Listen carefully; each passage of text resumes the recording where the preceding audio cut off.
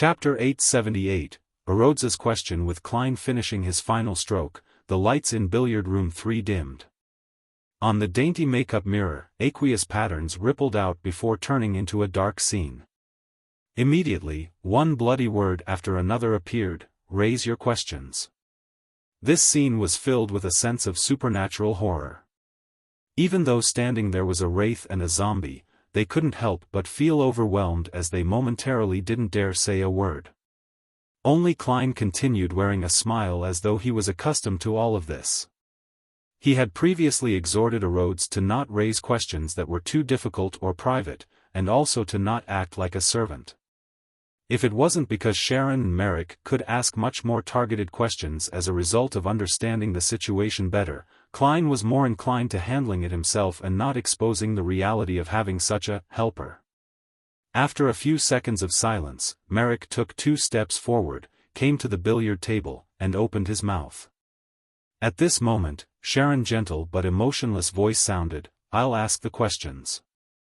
Without waiting for Merrick to answer, she floated up into a standing position and looked at the mirror.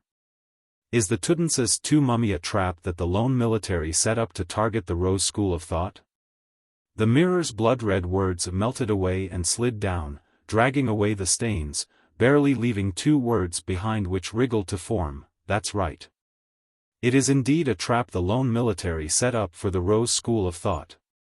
We can preliminary eliminate the situation that it's a plot the Rose school of thought has to target Miss Sharon and Merrick. After all, the risk involved exceeds the value of a sequence 5 and 6 combined. Even if the Rose school of thought can't curb their desire for revenge, they wouldn't be this crazy, unless they were already planning on dealing with the lone military and decided to involve this matter as well. If that's the case, the best place to have such a matter unfold would be in the southern continent or at sea, and not somewhere in the vicinity of Backland. Who knows what kind of terrifying fellows are hidden here? Amidst his thoughts, Klein saw the surface of the mirror turn dark again as new blood-colored words appeared. Based on the principle of reciprocity, it's my turn to ask a question. If you answer wrong or lie, you will be punished. Rather obedient. He didn't make the request of doing artistic actions. Looking at the billiard table, Klein nodded indiscernibly. At this moment, the words from before slowly vanished, presenting new words. You, as the bloody word froze for a full 3 seconds, it followed up, are to answer with the relationship between the chained god and the mother tree of desire. For some reason, Klein felt that the remaining parts of the sentence had its blood-colored text darkened significantly. Thankfully, the question wasn't too out of place, and it was something he would like to know. Sharon looked at the mirror and replied in a deadpan manner, "Since the 5th epoch, after the perishing of death, the Eggers family gradually lost control over the Star Highlands and Paws Valley, allowing those places to have their own beyonder organization, the Rose School of Thought. In the beginning, there wasn't the Mother Tree of Desire, only the Chained God. The Rose School of Thought advocated temperance and established a religious ritual system, including laws. Formal members led ascetic lives to deal with the repercussions of receiving powers. One day, a divine revelation added terms about indulgence. Many people slowly changed and restored ancient but bloody primitive sacrificial traditions. Later, the School of Thought's upper echelons began secretly calling the Chained God the manifestation of the Mother Tree of Desire. By the sound of it, the Chained God was corrupted by the Mother Tree of Desire bit by bit or replaced. If this entity was once a sequence 0, then the Mother Tree of Desire is truly terrifying. It's no wonder it's viewed as an enemy by all the other deities. However, the Chained God might not be a sequence 0. There's a small possibility of being a uniqueness that has fully come to life, or a king of angels with 2 sequence 1 characteristics, or even someone weaker. There's currently not enough information to verify the matter. Klein frowned slightly as he began thinking about the matters regarding the Mother Tree of Desire. At this moment, Sharon had switched to asking, "What problems does the Tudensa's 2 mummy possess?" On the mirror's surface, the blood-red text squirmed and changed into a complete sentence. "It's filled with hexes, a manifestation of hexes." It has the possibility of automatically becoming a zombie. This mummy is comprised of hexes, as expected of a corpse left behind by a high-sequence beyonder. How should this be resolved? Klein turned to look at Sharon and Merrick and discovered that they were sufficiently calm without any hint of surprise, as though they already knew that.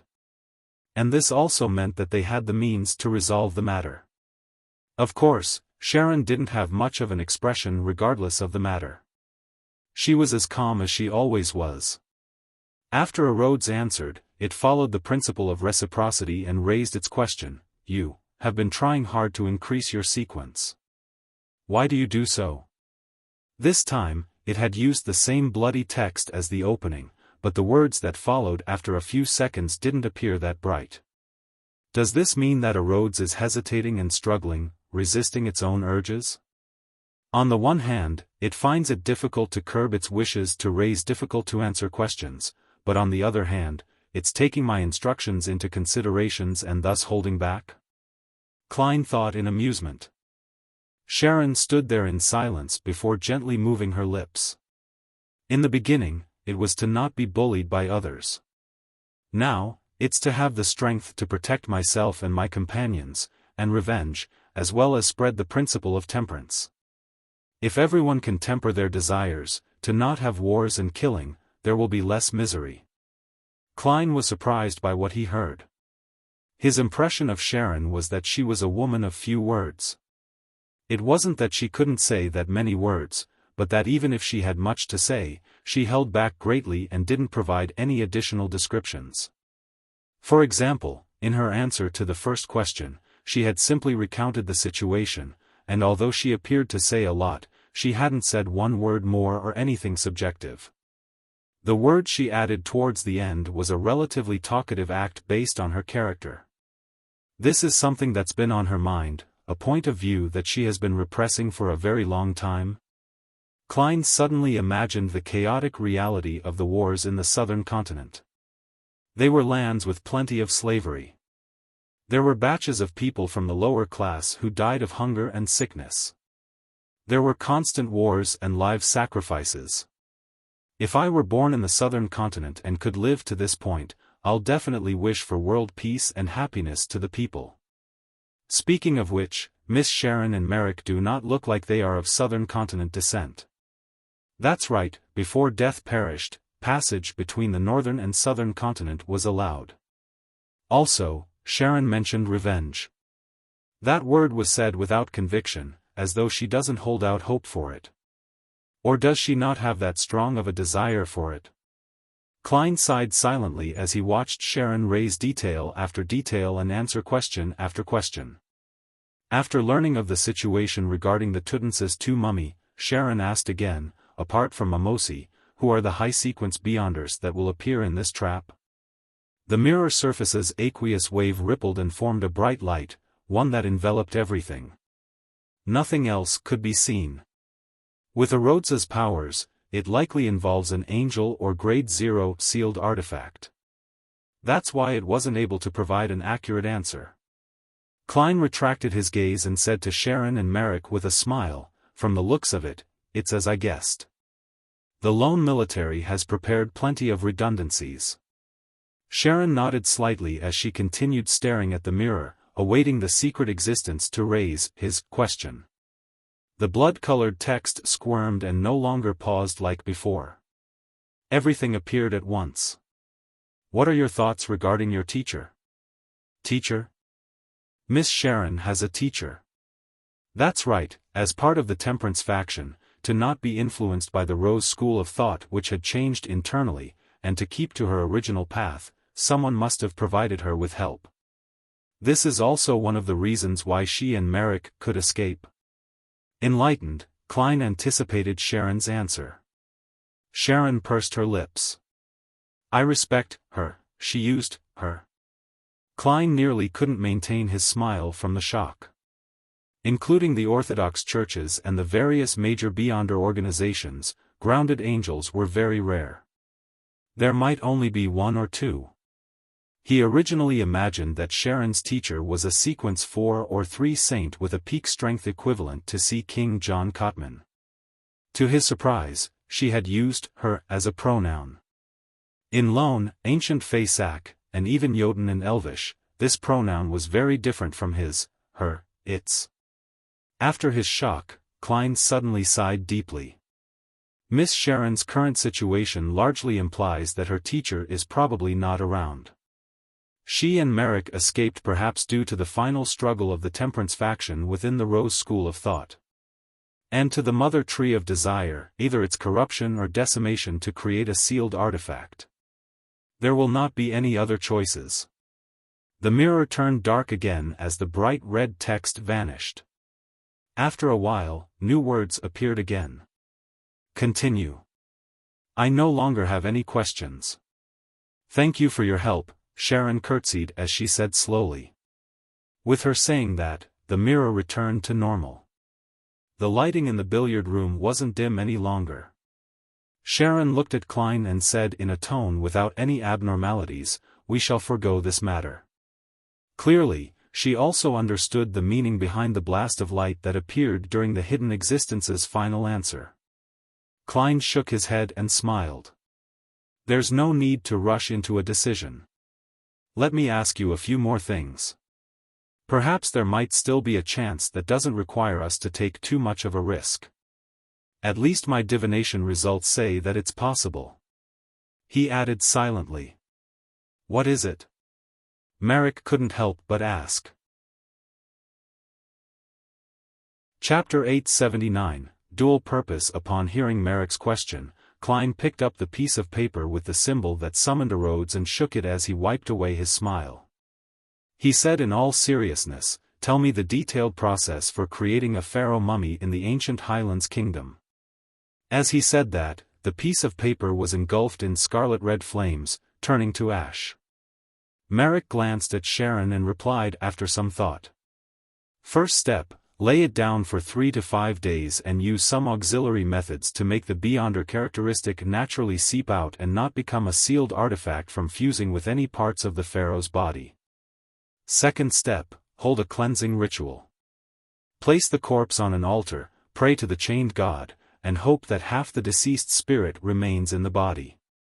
This won't affect the return of the Son of God, and it can also allow the created mummy to maintain a long period of spirituality.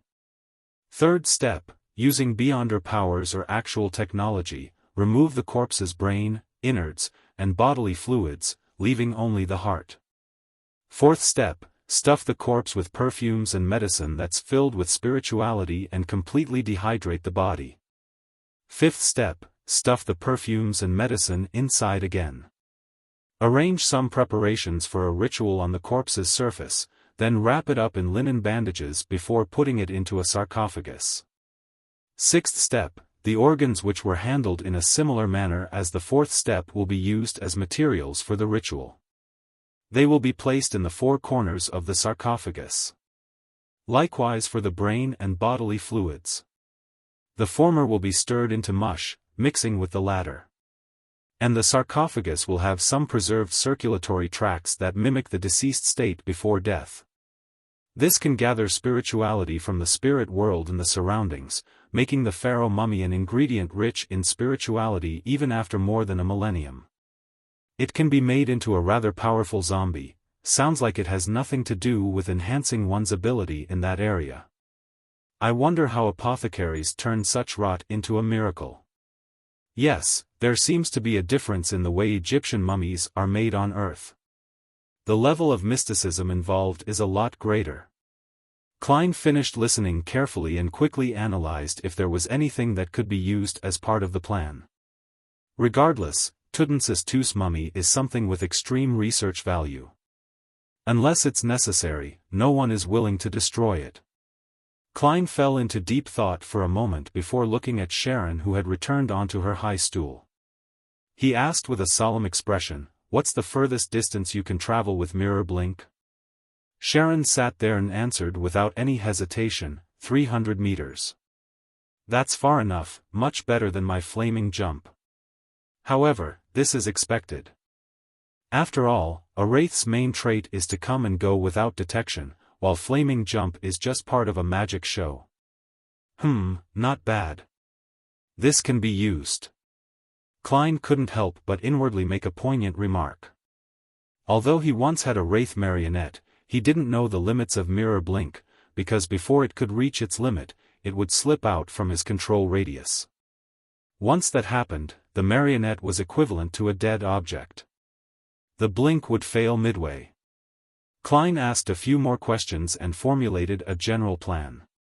After looking at Sharon and Merrick separately, he said with a steady tone, "We still have a chance of snatching Tutmosis mummy away. There is a risk, but it won't be high. Yes, that's on the condition that the two of you listen to my instructions. Let me lead this operation. Of course, if you believe it's unacceptable, you can choose to terminate the operation midway and choose to return. That's your freedom. Just remember to pay me." If this was in the past, Merrick would have rejected the proposal without a thought. He and Sherlock were considered very experienced mid-sequence Beyonders, so how could he listen to a newly advanced Beyonder who had once sought their protection before? But after the previous cooperation effort, the intelligence, adaptability, and the mysterious items Sherlock Moriarty possessed had left a deep impression on Merrick. He couldn't help but consider him as equals. When news of Gehrman Sparrow continuously reached Backlund, he had been shocked, being even more convinced that he was one of the strongest Beyonders below that of high-sequence Beyonders. In mysticism, this was a form of authority when it came to Beyonder combat. Since he possessed authority, it meant abiding by it. He can still teleport. Merrick recalled the way Sherlock Moriarty appeared, and he had a strong sense of confidence bolstered within him. Perhaps there was a chance of success. He turned his head and looked at Sharon. The two nodded in unison. "All right," Sharon responded, her blue eyes not showing any signs of hesitation. Klein immediately revealed a smile. "I'll go into the specifics when we rendezvous at the scene." Apart from defining the problems and obtaining a more accurate account of the situation, his deliberate appearance using traveling and providing a secret existence to obtain intel was also to establish his image. It boosted the way they viewed him, giving him the ability to be in charge. As a marionettist, even without a marionette for the time being, he had to control others to complete a targeted act. To Klein, this operation was partly to help Sharon and Merrick, but he also had hopes of using this grand act and his directing of puppets to further accelerate the digestion of his potion. It had to be said that the immense pressure of Amon's appearance in Backlund and his recent interaction with spectators had allowed the marionette-less him to greater understand the marionettist principle he had previously concluded. With his marionette as a lead, he could control his enemies to put on a puppet act in real life. His current idea was, even without a marionette, he could use his dominance, language, and the settings he designed, or a combination of these factors, to control his target, putting on a puppet act in real life. Marionettists weren't only controlling spirit-body threads. And what he did previously was merely a small attempt. Just like Amon, a simple appearance is enough to put many matters into motion. It makes me and Pallas Zoroast appear to be waiting for him to signal with a wave of the conductor's baton. Klein silently sighed as he heard Sharon and Merrick answer in unison, "Okay." In the evening at Pritz Harbor, there were elegant gas street lamps made of black metal. They illuminated the various streets with the light they emitted. At this moment, most of the ships had moored. Silence was the main tune of the area. At the top of a warehouse, there were many wooden crates circling an area. 3 figures suddenly appeared from the void. They were none other than Sherlock Moriarty in his formal suit and top hat, Merrick in his white shirt and black vest, and Sharon who always wore a black bonnet and regal dress. With the help of teleport, they directly traveled from Backlund all the way here. There was quite a distance between them and the dock where the ship that carried the Tutmosis II mummy was moored at. Klein pressed down with his right hand as the bottom of his feet stepped on the wood. He nimbly leaped above the crossbar and, like walking on flat ground, quickly arrived by the wall. There was a tiny air vent here. He then took out the telescope provided by Sharon, and he looked at the dock based on the intel. All the building roofs were occupied by soldiers with steam backpacks and thick-barreled rifles. They patrolled the area and were alert of their surroundings, prepared to shoot at any trespassers who dared come near. Only one warning was to be given. Apart from them, there were a few exaggerated robot monsters parked around the dock. They were entirely metal, and their height had exceeded that of giants. At the top of them, cold machine guns could rotate, and a steam chimney stood erect. The bottoms were grayish-white in color, with many parts exposing rivets, nuts, and gears. They looked rather crude. In addition, in front of the robots was a very thick cannon. Situated underneath it were 2 rows of metal wheels with rubber treads. They were obviously manned, but Klein couldn't see who they were, making it impossible to determine if they were Beyonders or not. Close to these steel monsters, above the dock was a dark black metal tower standing at a height of more than 10 meters. It had a complicated pulley system that seemed to lack any sophistication. Drooping down were steel cables and a hook. On the surface, it doesn't seem too simple, but it can't be considered a high-level military operation. Klein retracted his gaze and threw the telescope to the approaching Merrick so that he could observe the situation. Before they started taking action, they had come to an agreement. It was to not use Beyonder powers, relying on non-mysticism methods to spy on their target to avoid sounding off any alarms. After all, it was very likely that a demigod was lurking in the dock district. Of course, Klein had adjusted the powers recorded inside Creeping Hunger. He had matched Paper Angel with Hurricane instead of Lightning Storm. After Sharon was kept up to date with the situation, Klein, who was standing by a wooden frame, revealed a seemingly relaxed smile. "We only have one purpose today. It is to make an attempt if there's a chance. If there isn't, we'd rather observe by the side and even evacuate ahead of time. Any questions?" "No," Sharon calmly replied. Merrick shook his head, expressing the same intent. Klein nodded and looked at Merrick. "How many mirrors have you brought?" 9. Merrick showed his preparations as he pointed to his eyes. "These also count." "All right." Klein pointed in a direction. "When I leave, you are to head for Pritz Harbor. Along the way, throw these mirrors." Merrick gaped as though he wanted to ask why. But soon, he understood Sherlock Moriarty's intentions and nodded seriously. "I'll follow your instructions." Klein smiled as he extended his hand in midair. "I hope for a pleasant partnership." Merrick hesitated for a second before extending his right hand to struck palms with him. After doing this, the tense feelings in him felt relieved for some reason. Klein turned to Sharon, took out an iron cigar case, and passed it to her. "Take this. After receiving my cue, fly towards the lighthouse. Following that, silently count down from 3 before removing the wall of spirituality. During this process, as well as after it's completed, you must not stop flying. Try to fly as irregularly as possible, regardless of the methods employed. When you see me create fireworks, immediately isolate the cigar case with a wall of spirituality, and do a mirror blink in Merrick's direction. Use everything you have. After you meet up, flee all the way without waiting for me. I'll teleport to you." One of the core items in the operation tonight was Azek's copper whistle. Stealing the Tudensis 2 mummy is difficult, but I can get it to run towards me. Chapter 880, The Silent One. After hearing Sherlock Moriarty's plan, Sharon didn't say anything apart from nod her head once in agreement.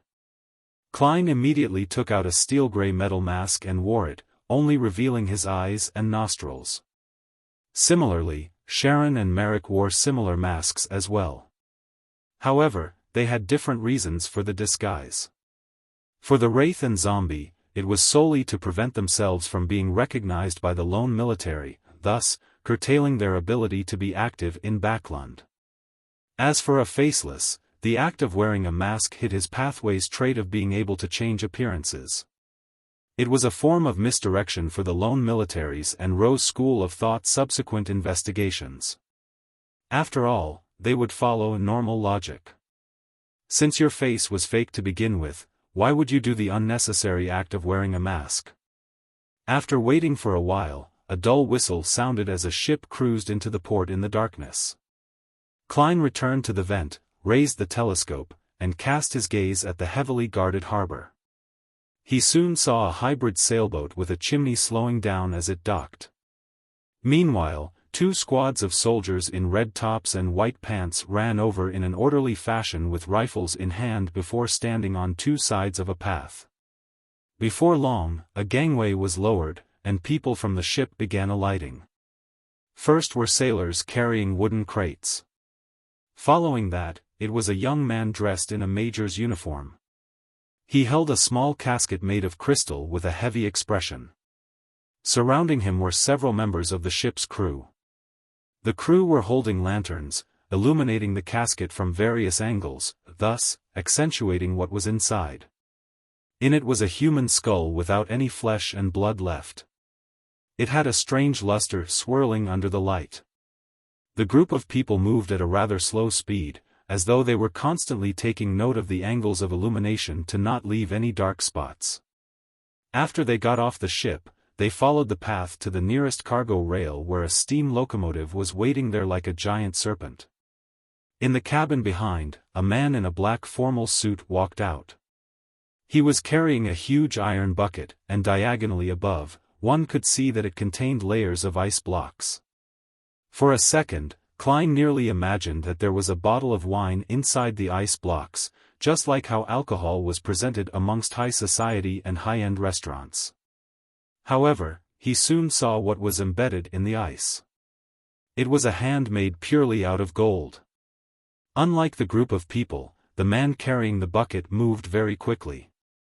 Beads of perspiration kept dripping from his forehead as the contact between his palms and the metal surface produced mist. He seemed to be worried that the ice would completely melt before he arrived at his destination.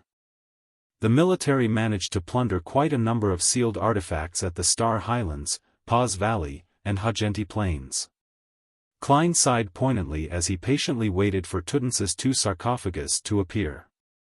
Another 10+ minutes passed when, situated in the distance, Klein, Sharon, and Merrick heard heavy footsteps.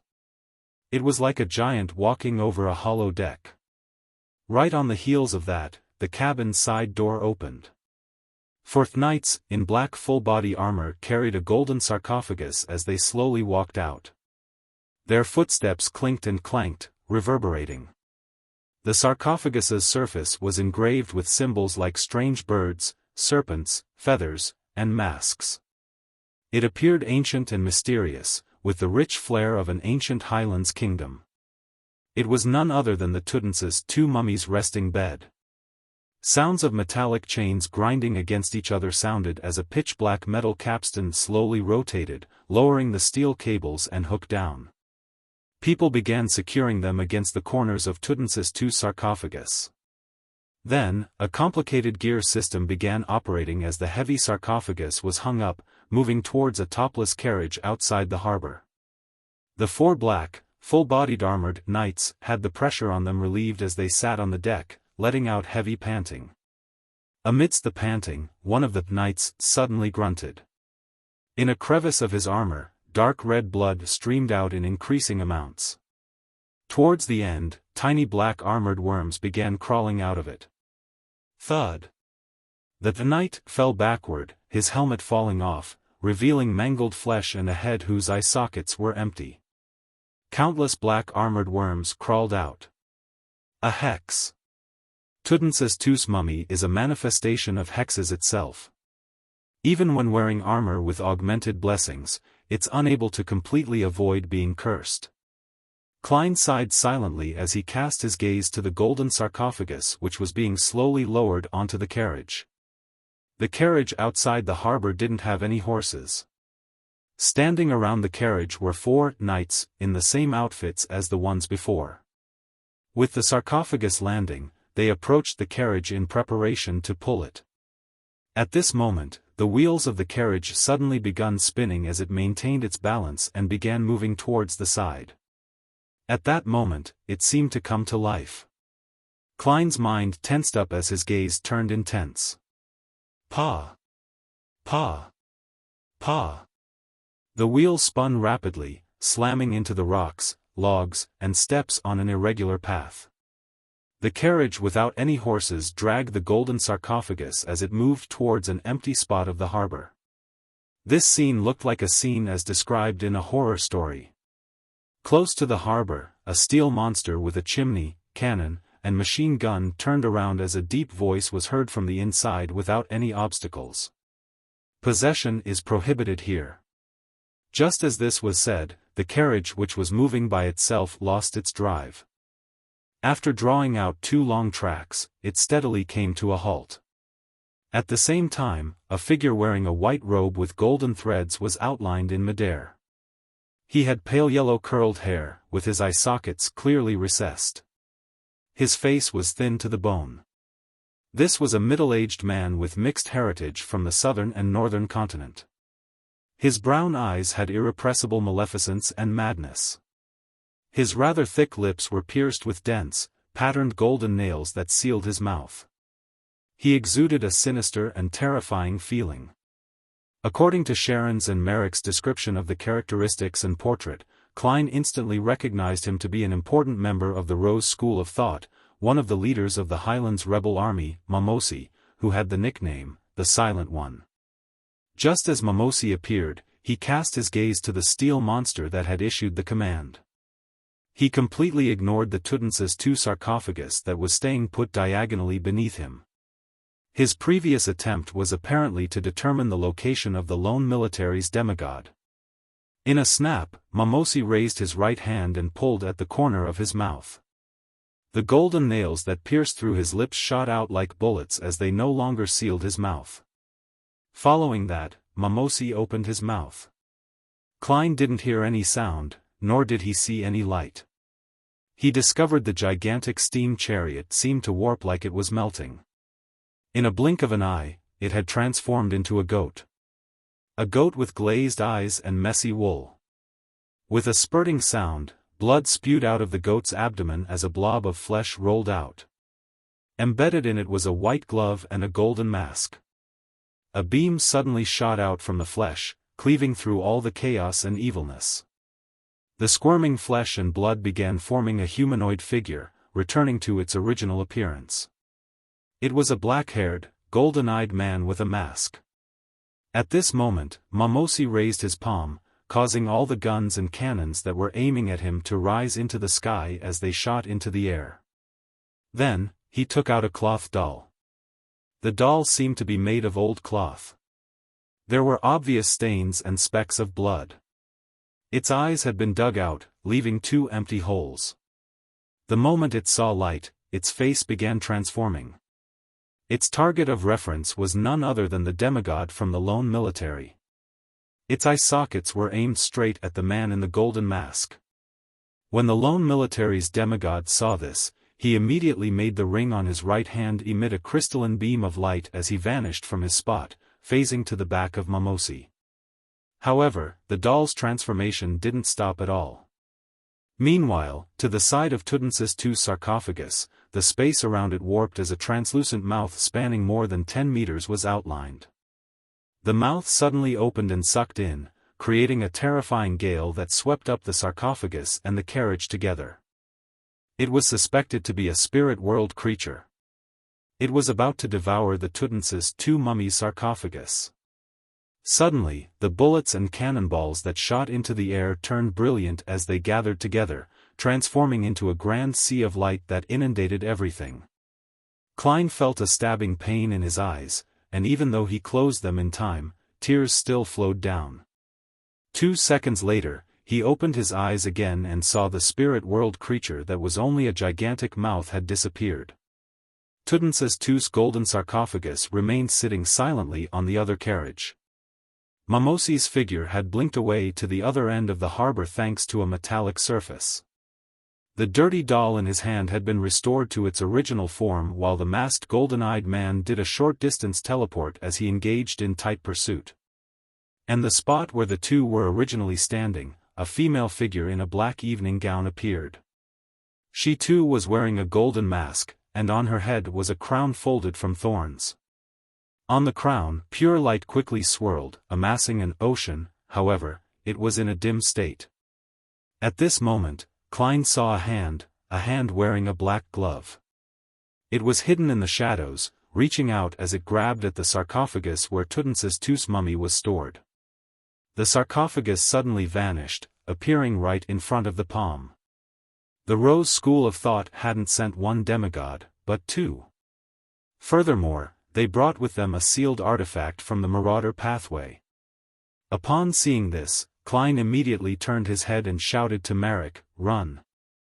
Marek had been awaiting his orders, so he leaped up the moment he heard that, rushing out of the warehouse as he dashed fervently out of the harbor. Klein immediately turned around and yelled out to Sharon, "Begin!" Sharon didn't hesitate as well. Holding the iron cigar case, she flew towards the lighthouse. As a wraith, the walls and obstacles along the way were non-existent. The commotion she and Marek created had probably been detected, but as it was far from the harbor and far from the battlefield, no one paid attention or bothered. Klein quickly retracted his gaze, extended his left hand, and aimed his palm at the ventilation hole, right where Tutmosis II's golden sarcophagus was. In less than a second, a blurry book materialized before him as an ethereal, distant chant sounded in his ears: "I came, I saw, I record." The pages flipped before landing on one page. Hurricane.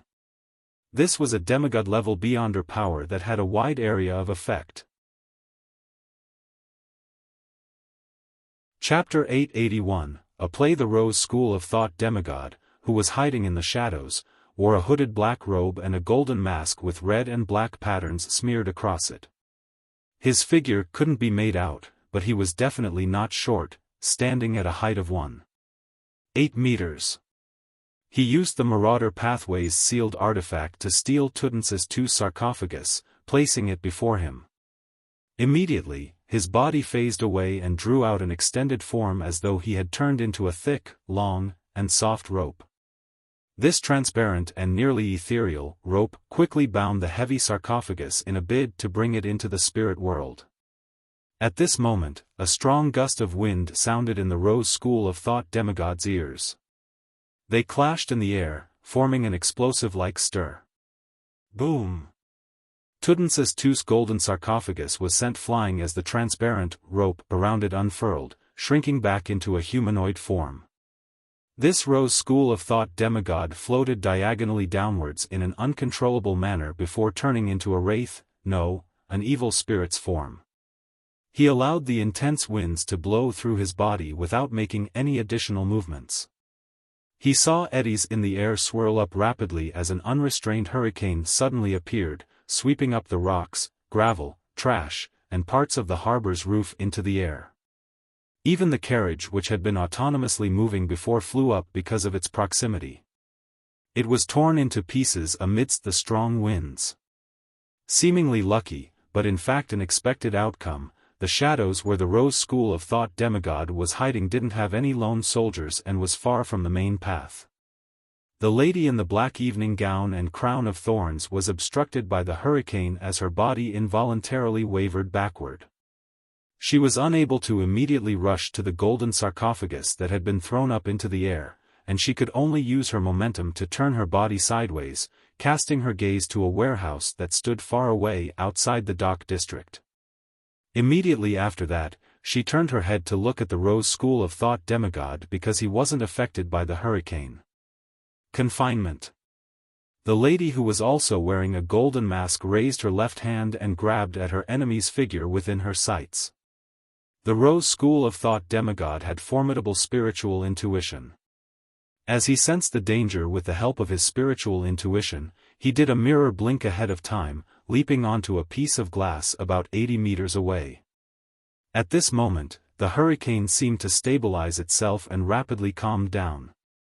Pa! Pa! Pa!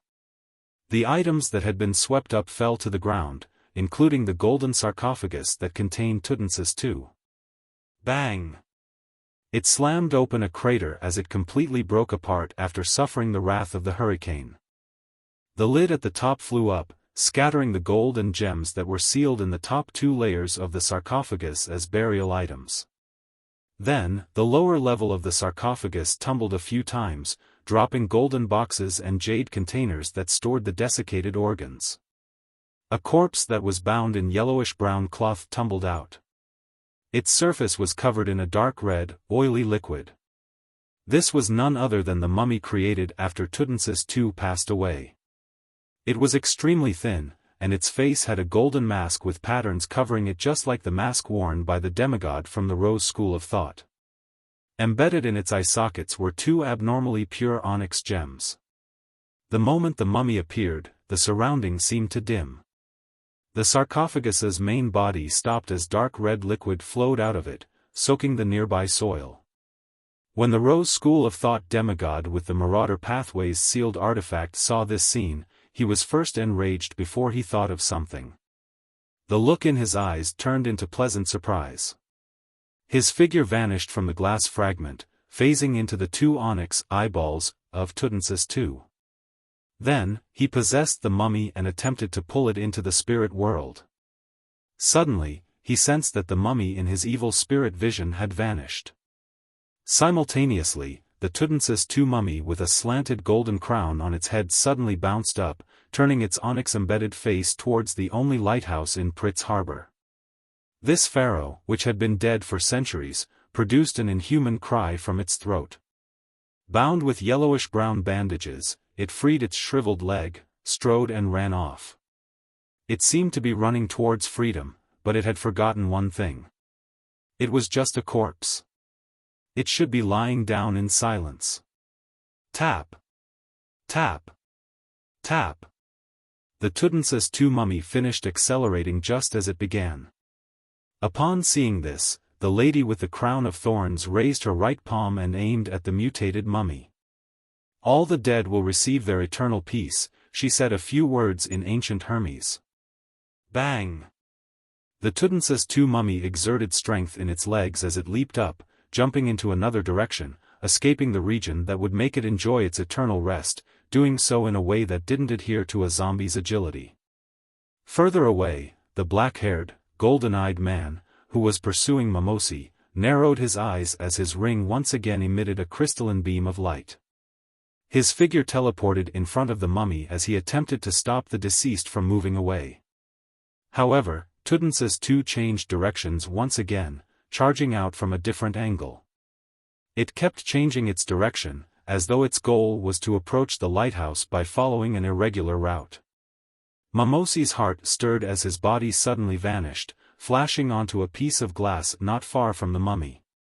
He used this as a springboard and finally appeared in the 2 onyx in Tutmosis II's eye sockets.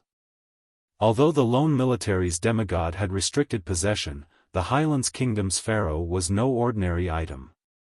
It had some spirituality remaining. Seeing his partner succeed, the demigod with the Marauder Pathway sealed artifact didn't hesitate to extend his black-gloved left hand, aimed it at the lady in the evening gown, and gripped his hand into a fist before turning it half a circle. The lady immediately felt her thoughts go adrift for a second. Following that, she was bound tightly by her own gown.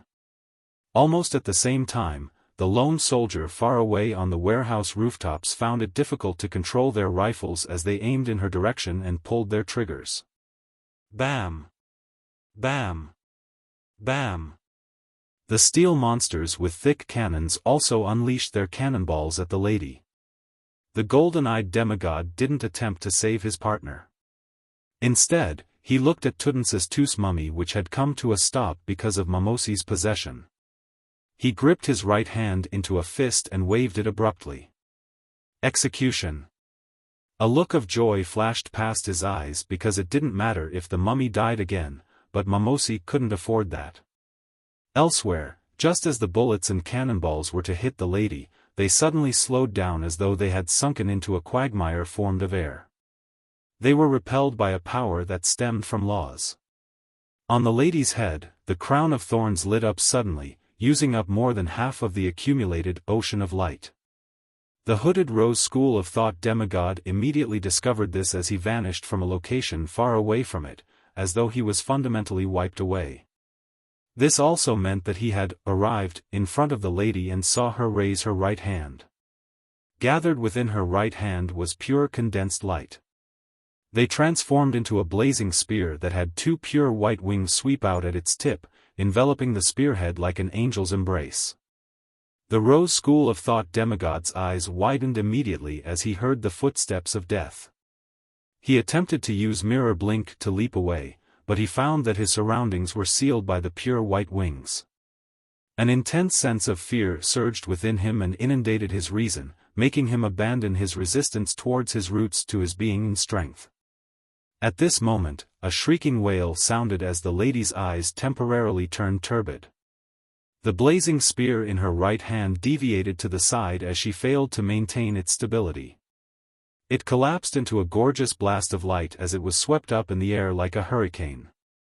And in the vicinity of the Tutance's two mummy, Mamosi had stopped his possession. Beside him, a dirty doll fell to the ground. The doll's chest had a tear that nearly penetrated it. It stood up and its eyeless face seemed to come to life, turning abnormally warped and gruesome. It continuously wailed with a shrieking tone, causing the nearby lone golden-eyed demigod to feel an invisible hand grabbing at his neck as he kicked and struggled in midair. It was because of this doll's existence that Mamosi wasn't executed. Likewise, the other Rose School of Thought demigod wasn't struck by the blazing spear. When the latter saw this, he immediately used mirror blink to approach the Tutance's two mummy that was still focused on moving in the direction of the lighthouse. He planned on using this opportunity to join forces with Mamosi to achieve the goal of their operation. At this moment, the lady in the evening gown erased the distance, appearing directly above them. The crown of thorns on her head emitted the purest of light.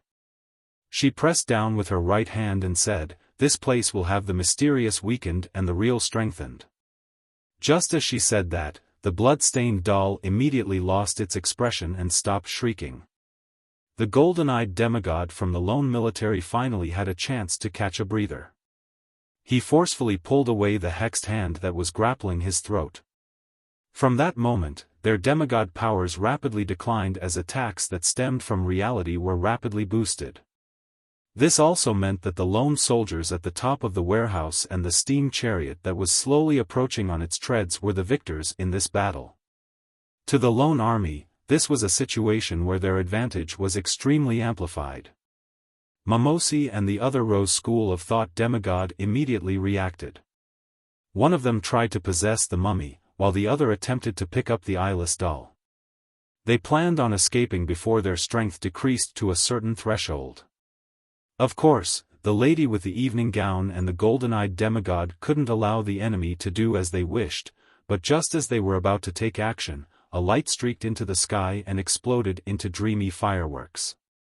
Right on the heels of that, the two demigods felt their spiritual perception trigger simultaneously as they looked into opposite directions. A hand wearing a transparent glove reached out from the void beside Tutance's two's golden sarcophagus, grabbing a handful of soil that was soaked with dark red liquid.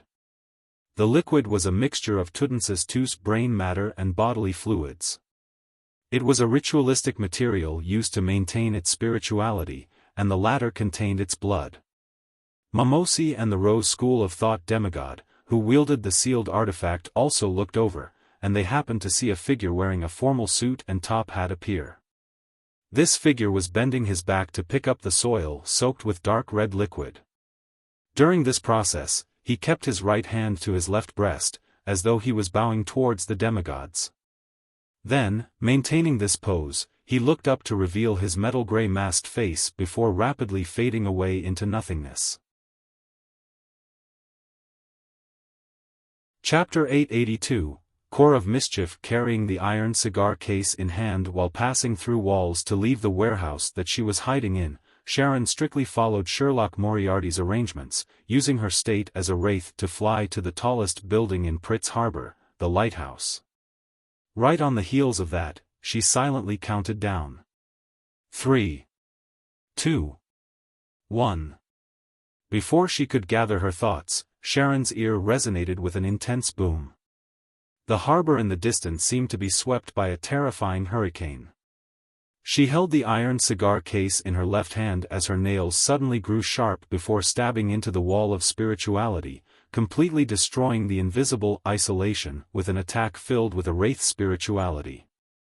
A sudden gust of wind gushed outwards in every direction as Sharon suddenly felt her spirit body become augmented. And this stemmed from the item stored inside the iron cigar case.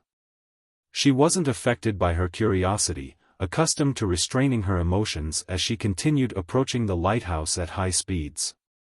During this entire process, she kept maintaining an irregular trajectory, occasionally lunging forward to the left or drifting upwards to the right. At times, she would rely on mirror blink to leap onto a different trajectory before continuing her approach to the target. This made it seem like she was dodging an invisible and terrifying enemy, but Sharon knew very well that nothing was chasing her, nor was she locked on by a distant attack. She felt as though she was performing in a one-man show without any opponents. However, she didn't have any doubts, nor did she waste any time to observe or wait. She pretended that within the air in her surroundings was the silent one Mimosi and the lone military's demigods, doing her best to dodge and slip past them. As her flight continued, Sharon's blue eyes which were peeled towards the air had a red stream of light reflected in them. It flew from above, suddenly blasting apart, turning into beautiful fireworks that was a mix of red, orange, and yellow. Sharon immediately retracted her gaze.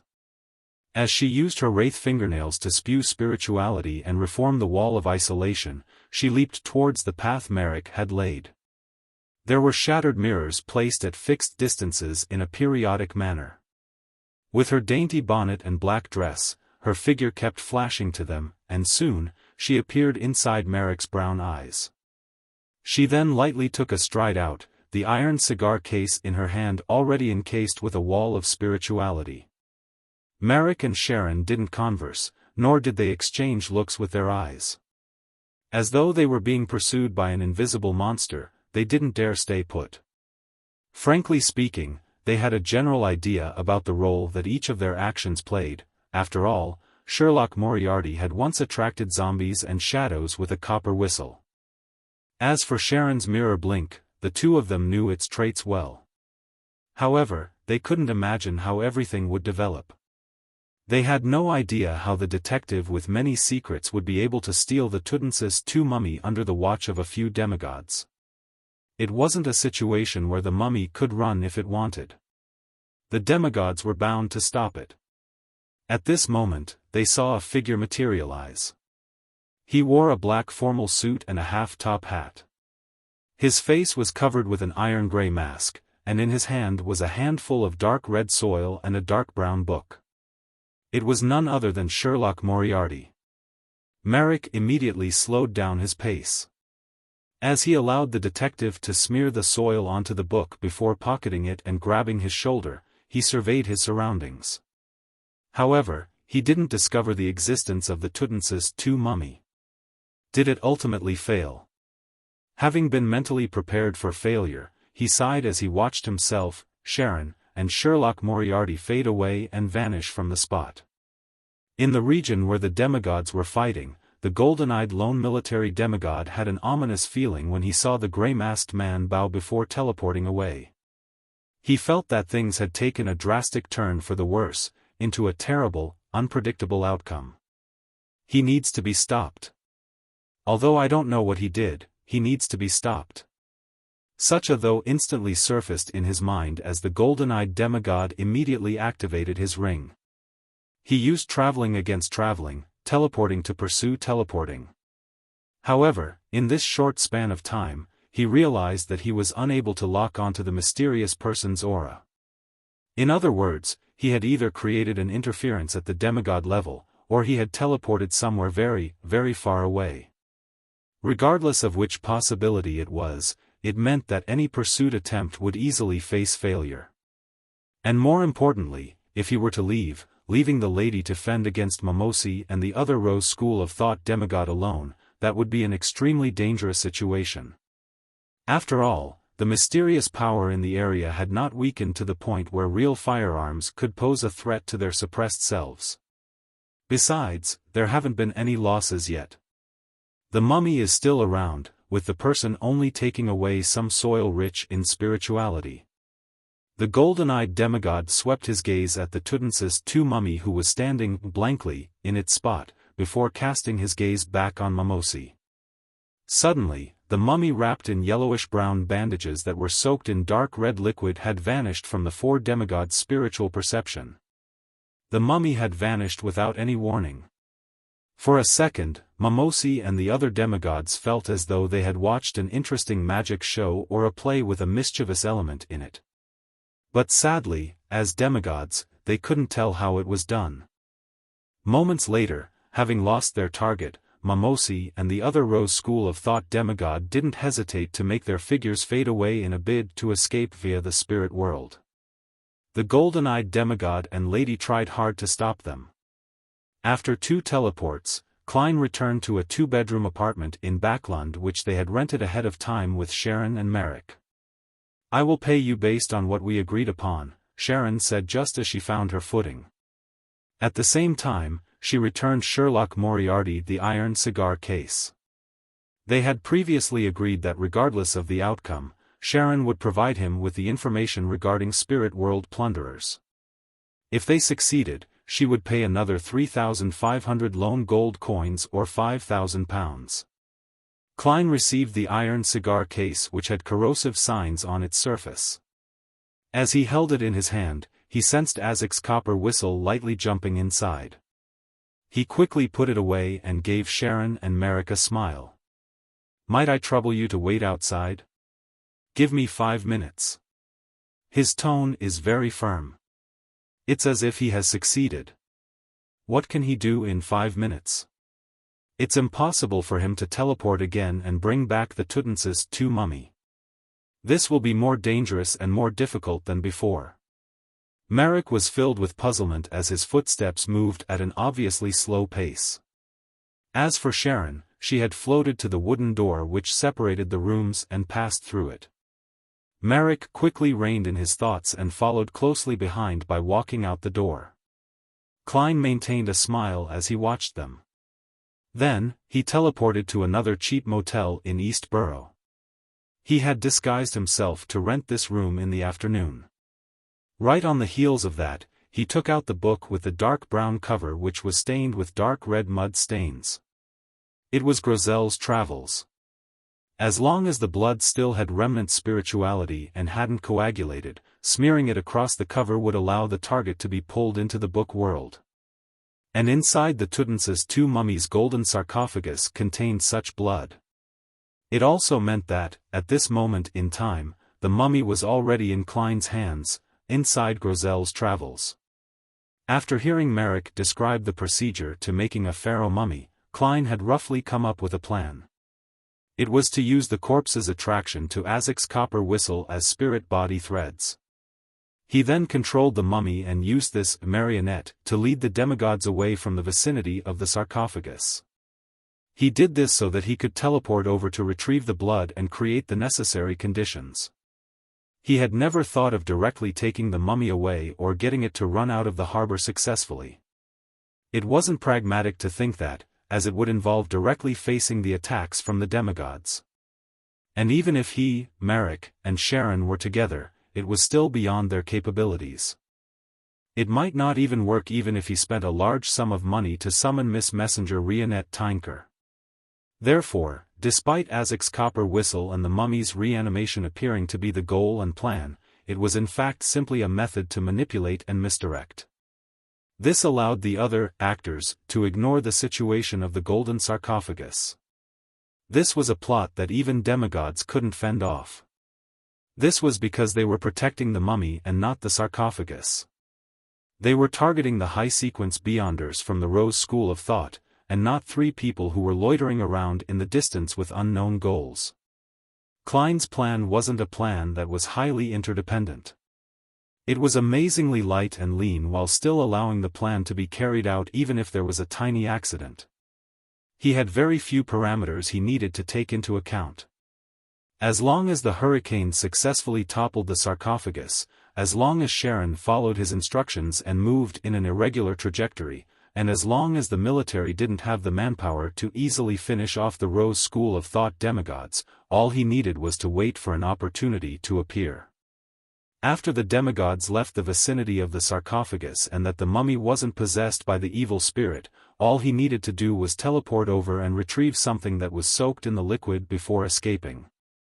This didn't need him to worry about the exact developments of the demigod battle.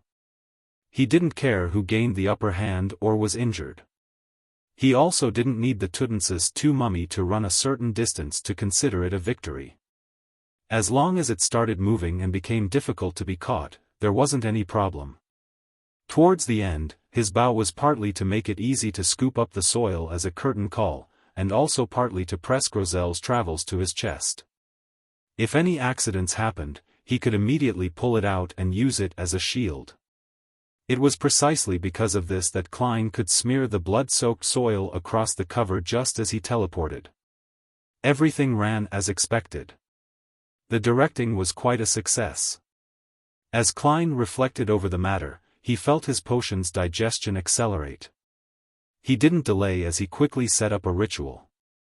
He sacrificed Grosel's travels above the grey fog, and then in his spirit-body state, he brought Creeping Hunger, Azek's Copper Whistle, the Soul Assurer's Beyonder characteristic, and Sharon's Anti-Hex Golden Bead into the book world.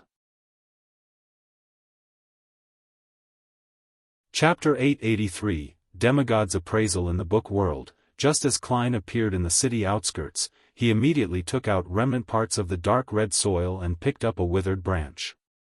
Using rod divination, he found the Tutansis II mummy. He was worried that this manifestation of hexes would harm the residents here.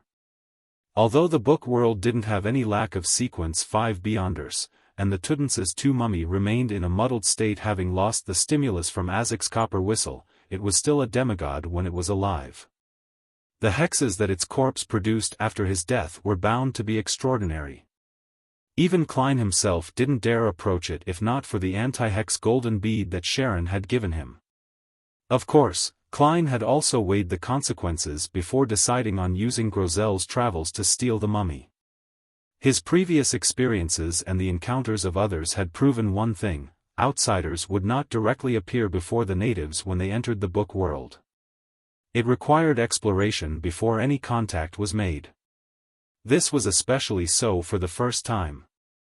Therefore, Klein believed that the mummy was likely left somewhere uninhabited. And with this zombie's condition, it was likely to be engaging in a random walk. It would be difficult for it to explore in different directions autonomously like humans, elves, or giants. This also meant that, as long as he didn't drag it out, it wasn't likely for there to be any losses. Furthermore, it had only been about 3 minutes since Klein smeared the blood-soaked soil across the book's cover. Following the direction led by rod divination, Klein flew towards a nearby mountain peak. Soon, he came to a valley. At this moment, the Tutansis II mummy wrapped in yellowish-brown bandages and was dyed red from liquids had appeared. It was still wearing the golden mask with patterns across it. Its throat was letting out an inhuman sound as it rushed over with wide strides. The surroundings turned gloomy. At the same time, many incomplete animal carcasses tore away the soil covering them in the valley as they staggered towards Klein. Having his spirit body augmented by Azek's Copper Whistle, Klein immediately chuckled. What a warm welcome! He unhurriedly threw away the branch and raised a blob of black matter. This was a Soul Assurer's Beyonder characteristic which he had released from the mutated version of Creeping Hunger. At its core was pure shimmering light that looked like a night sky embedded with stars. Invisible waves spread out in a turbulent manner as the surroundings suddenly darkened as though night had fallen at once. The serene and peaceful feeling was accompanied by the fall of starlight. The animal carcasses first turned sluggish before collapsing, returning to their eternal rest. The mummy also slowed down its pace, its motions growing slower and slower. But it didn't lie back down. Directly using a beyonder characteristic isn't very effective after all. Furthermore, the negative effects are nothing trivial. Klein couldn't help but cover his mouth with his left hand to yawn. He made creeping hunger turn pale and become dyed in a gloomy green. It used the power of a zombie to control the deceased in front of him. The two stacked beyonder effects finally calmed the mummy down. With embedded onyx gems for eyes, it slowly walked to Klein's side and stood there silently as though it was the most professional servant. Unfortunately, it has hexes. From inside his spirit body, Klein immediately took out a golden bead with the styles of the ancient Highlands kingdom. On its surface was deeply engraved bluish-green patterns. It came from Sharon and was specially prepared for the Tutmosis II mummy. It could effectively suppress and put an end to the hexes. Otherwise, how could the wraith dare to cast her sights on the pharaoh mummy? After twiddling the golden bead, Klein made the Tutmosis II mummy open its mouth before stuffing the bead into the mask's gap where the mouth was. In just a few seconds, the gloominess of the surroundings vanished. After doing all of this, he took a step forward and, with his spirit body state, possessed the mummy. Then, without any hesitation, he ended the summoning and returned above the gray fog. This mummy had already become his zombie, allowing him to release it just like he did with his former marionette, Senor. There was no need for him to store it in his body. After doing a bestowment, the mummy, which was rich in spirituality, returned to the real world and arrived inside the cheap motel. After Klein cleaned up the traces, he reached out his right hand, about to grab the mummy's shoulder and teleport back to the two-bedroom apartment where Merrick and Sharon were. But after taking a look at the oil-stained yellowish-brown bandages and the dark red liquid on it, Klein silently retracted his right hand and switched to using his gloved left hand. After holding the mummy's shoulder with his left hand, he immediately began to fade, and this effect quickly spread across his body. In just a flash, Klein and the mummy had returned to the apartment from before. He wasn't in a rush to open the door to present it to Sharon and Merrick. He took out his golden pocket watch and opened it. Another 36 seconds before it's 5 minutes. Klein made the mummy pull out a chair and sit down leisurely. After a while, he finally heard a knock on the door. "Come on in," Klein replied with a smile as he controlled the mummy to walk over. When the door creaked open, the thin figure with the golden, patterned mask and yellowish-brown bandages was reflected in the duo's eyes. This figure's onyx gems shimmered before it swiftly lay itself down on the ground. Momentarily, Sharon and Merrick were at a loss for words. Having already used a wall of spirituality to isolate Azek's copper whistle, Klein dispelled his control over the zombie and pointed at it with a smile. "I'm leaving the rest to you. And that brings the curtain down for my directed play." Klein commented inwardly as he silently took in the sensation of his potion rapidly digesting. This made him believe that it didn't need to take him up until the end of the year to consider the problem of advancing to the level of a demigod. It might be expedited by 2 or even 3 months. Furthermore, with this digestion, the number of marionettes he could control finally rose to 2. The maximum limit reached 200 meters. Faced with enemies with the same level of spirit body as his, gaining initial control of the target and completely converting them into a marionette was respectively reduced to 10 seconds and 150 seconds. The range had also been expanded to 10 meters. "You really succeeded." Merrick's eyes stared at the Tutmosis II mummy as he couldn't help but mutter. He could never have imagined that they could succeed. Sherlock Moriarty had managed to successfully steal something 4 demigods and 2 terrifying sealed artifacts were vying for. Furthermore, this gentleman had previously returned empty-handed. Could it be that the mummy had delivered itself? Deep inside Sharon's blue eyes, her emotions were concealed and they were completely calm. She scrutinized the target. After confirming that it was the pharaoh mummy and that it was Tutmosis II, she cast her gaze to Sherlock Moriarty, who was seated with his legs crossed. She opened her mouth slightly before closing them. Thank you. I'll mail you the corresponding payment. I'll wish you, all the best in everything, Klein replied sincerely. He then silently had a poignant thought. If Miss Sharon can successfully advance to Sequence 4, it means I'll have an additional demigod-level helper. The saying from the Foodaholic Empire is apt: rely on your parents at home, depend on your friends when out. The more demigod-level friends, the merrier. Our tarot club needs to develop more friends and reduce our enemies. However, my enemies seem to be ever increasing. Having thought of that, Klein exhorted them. Be careful of being hunted down. The Tudensis II mummy had too many of its items in the lone military's possession. It was very simple for them to use Beyonder methods to lock onto it. Klein's paper angel interference was only effective for a limited amount of time.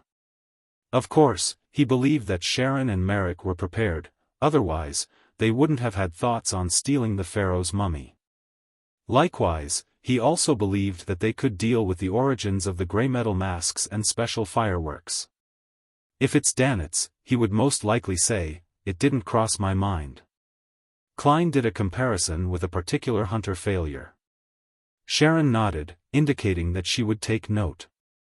Then, she made the Tudensis II mummy into her zombie and brought it into the spirit world. Thank you for your help. Marek, who stayed behind in the room, exhaled. He composed his surging emotions and bowed at Sherlock Moriarty. Following that, he left the room, removed his disguise, and blended into the crowd in East Borough. During this process, Klein remained sitting in his chair as he silently watched them leave. At some point in time, his figure also vanished. In an apartment near Pritz Harbor. The lone military's golden-eyed demigod entered and said to his partner, the lady in the evening gown, nothing for now. That's expected. If he wasn't certain of success, that mysterious person wouldn't have come to steal the Tudensis II mummy, the lady said in a heavy voice. However, we can relax our investigation scope. Those fireworks, that mask, those clothes, and that taunting bow should lead us to something. She was certain that the Tudensis II mummy's loss wasn't done by the Two-Rose school of thought demigods. If it was part of their plan, there was no need for them to carry out that step only when they were in dire straits. They had almost failed to escape. The golden-eyed demigod nodded and said, I had a premonition that something would happen, but unfortunately, we didn't work with the churches for this operation. We didn't have enough manpower. He paused and asked, have you figured out what method that mysterious person used? The lady held up the crown of thorns and stabbed a thorn into her neck. As blood trickled down, she shook her head. Perhaps the removing of the soil with the Tudensis II mummy's bodily fluid is a ritual. This is a very cunning fellow who's good at deceit. Chapter 884, Destined Encounter. The golden-eyed demigod from the lone military nodded in agreement. Indeed. It's similar in style to certain fellows from the Intis intelligence agencies. However, just seconds after he took away the soil, the Tudensis II mummy vanished. It's unlikely that he could complete a ritual in time. The lady looked down at the crown of thorns that was embedded in her neck. Slightly slow to react, she said, perhaps he, or they, had already set up the other steps of the ritual. Once he teleported back, he immediately threw the soil onto the altar, completing the final step. Of course, it's not necessarily a ritual. It might also be a sealed artifact that achieves a certain effect with the help of bodily fluids. There are too many possibilities for this. Although sealed artifacts' main effects and negative effects mostly adhered to the sequence traits of the 22 pathways, allowing researchers to barely come up with a hypothesis, just like how everyone had different personalities, sealed artifacts were different. Perhaps due to fusing with an object, the environment when formed, the possible existence of a high-level sequence's aura, or a curse from the original owner, these resulted in all kinds of strange traits that made them not viable for testing. No one could imagine ahead of time the different permutations and list them all out. The golden-eyed demigod pulled out a chair and Saturday, this is very difficult to investigate, so we can temporarily not consider it. However, you missed out on a direction for the investigation. Do you still remember that hurricane? It swept up Tutan's sarcophagus, causing the ritualistic items, which is also the bodily fluids to leak out, and it also caused the mummy to tumble out. This enabled the condition for zombifying it. In short, this established the foundation for the subsequent development, so it can be confirmed that this was done by the mysterious man or his helper. The turbidness in the lady's eyes grew faint as she slowly removed the crown of thorns. Do you mean that, with the Church of Storms in control of the Sailor pathway and the high-sequence formulas and Beyonder characteristics, there won't be many Beyonders or mystical items that can use hurricane? Thus, this is a clue that we can follow to find their trail? The golden-eyed demigod nodded. Also, I remember that not long ago, there was a case in East Borough. The Aurora Order's Mr. X was assassinated at a gathering he convened himself. Lightning storm and hurricane had been used at the scene.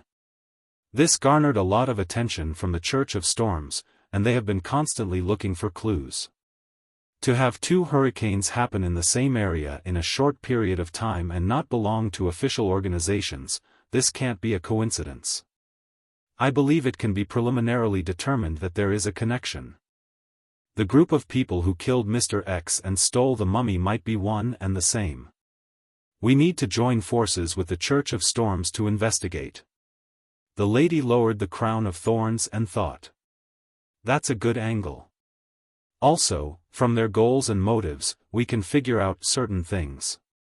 People who want to use a mummy as a zombie wouldn't take such a high risk by attempting a theft. I suspect that, to those people, the Tutan's mummy is something they attach additional importance to. Something that's key to a ritual? The golden-eyed demigod deliberated as he said, from the scene, the one who was carrying something special to attract the mummy was likely a wraith or had the corresponding mystical item.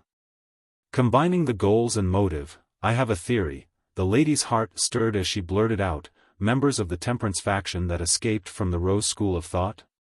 Yes. The golden-eyed demigod nodded. Although the creation of mummies is influenced by aspects like the faith in death and sun worship, despite the Rose School of Thought occupying a ruling position in the Highlands, Valley, and other places, it hasn't forbidden such burial practices. This implies that mummies are of use to them. Perhaps it's the ritual requirement of one of the sequences.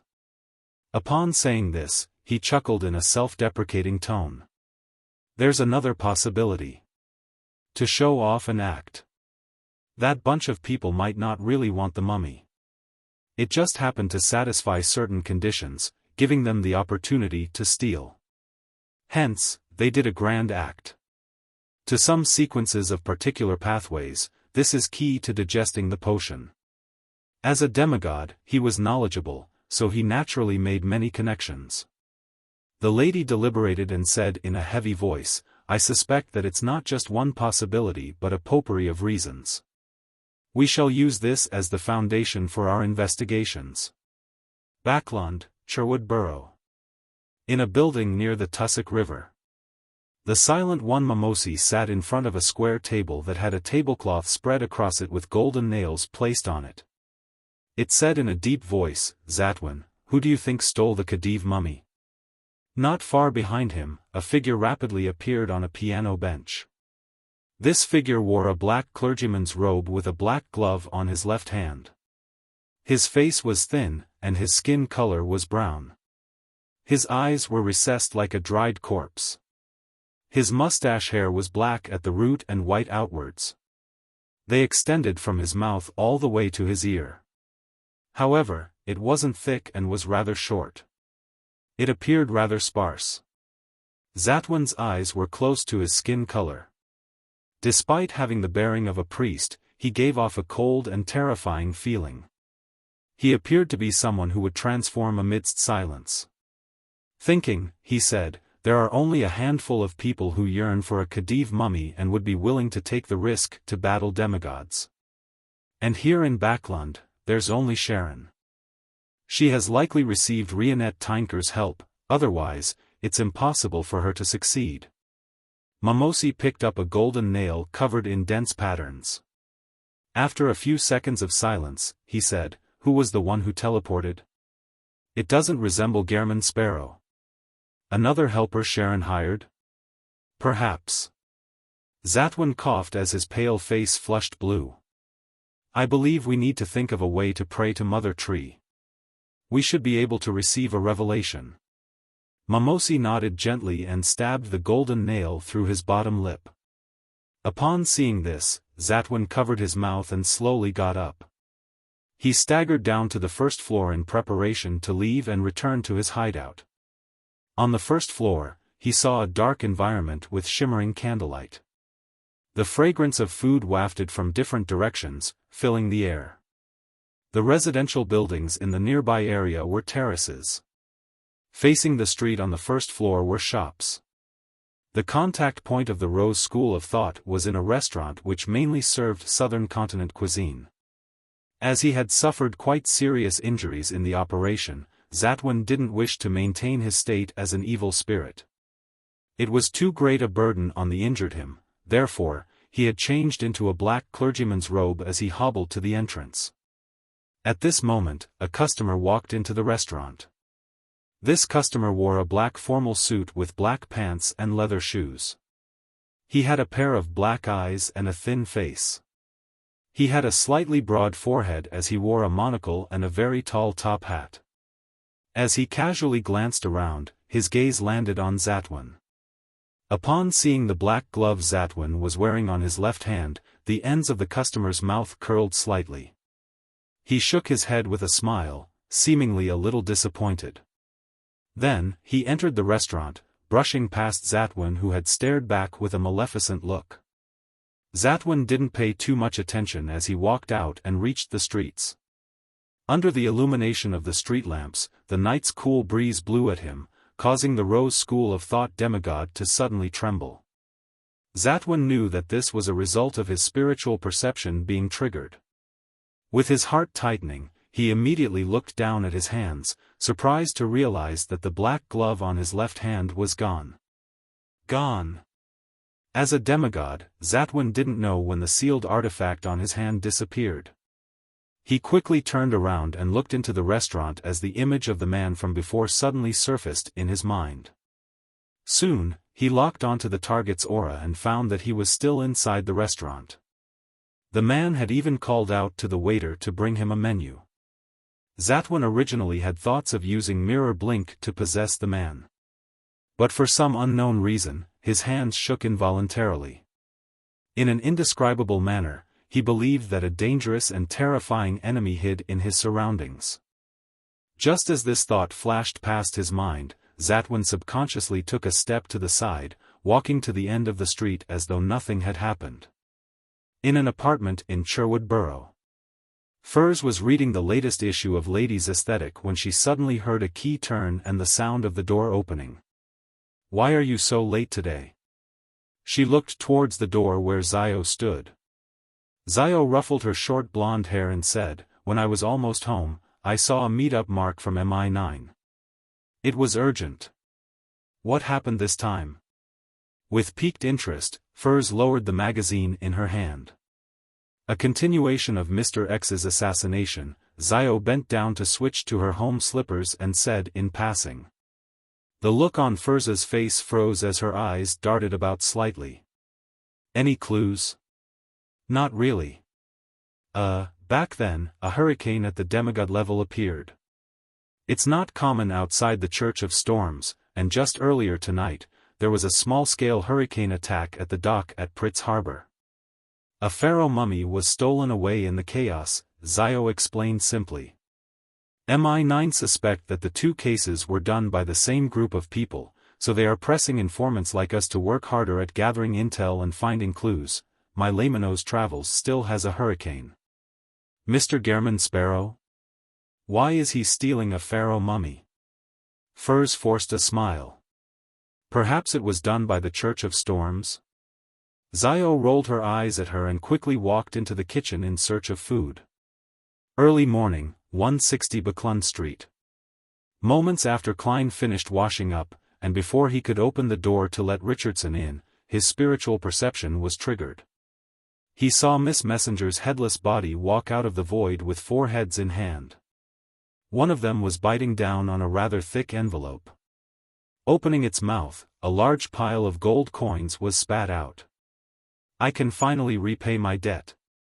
Klein glanced at Rionette Tynker's 4 necklace heads and said in relief, "I remember still owing you 3,413 gold coins. You can take the last installment away." Meanwhile, he had the baffling feeling that the pile of gold coins looked familiar. However, he didn't think too much about it because all the gold coins looked familiar to him. Chapter 885. 2 letters. Upon hearing Klein's words, one of the 4 heads which Rionette Tynker held immediately said, "All right." It opened its mouth and immediately sucked back most of the gold coins. Where it was stored was an unknown. Taking a look at the dozens of shiny gold coins left, Klein reached out to receive the rather thick envelope. He quickly opened it and scanned its opening. Indeed, it was the detailed information regarding Spirit World plunderers. After Miss Messenger returned to the Spirit World, he put away the gold coins, drew the curtains, and sat down under the morning sun, seriously reading the neat and tidy handwriting. "Thank you once again for your help. The Tudensis II mummy is part of the advancement ritual for me. It holds deep meaning for me. Spirit World plunderers live in the depths of the Spirit World. They're extremely rare, rich in intelligence, and very aggressive. They can capture or kill creatures and make them soul avatars. Their souls can turn into their true soul's appearance, giving them similar performance and traits. They can also disguise themselves as other Spirit World creatures. When encountering them, perhaps all the Spirit World creatures around belong to them. They might be soul avatars that mustn't be neglected. This creature can effectively influence the thought processes of their prey, causing them to enter a desensitized state. Their true soul body has potent spirituality. In clashes of such nature, they are often at a noticeable advantage. They're very difficult to find. At present, there is only one place with signs of their activity. The Spirit World's Calderon City. This is a legendary city of mysterious and unknown origins. On this front, there are 3 theories about them. One is that it was once Death's residence, the entrance to the underworld. 2, it's the divine kingdom left behind by a dead ancient deity from the Second Epoch. Attracted by the Spirit World, it sank and slowly transformed into a real yet illusory city. 3, it's a real city that was devoured by the Spirit World during the Cataclysm. Regardless of the theory, it elucidates one point: this city is very dangerous. It has many special and strange aspects about it. I do not have the mysticism coordinates of Calderon City. Most high-level Spirit World creatures aren't aware either. I can provide 2 suggestions.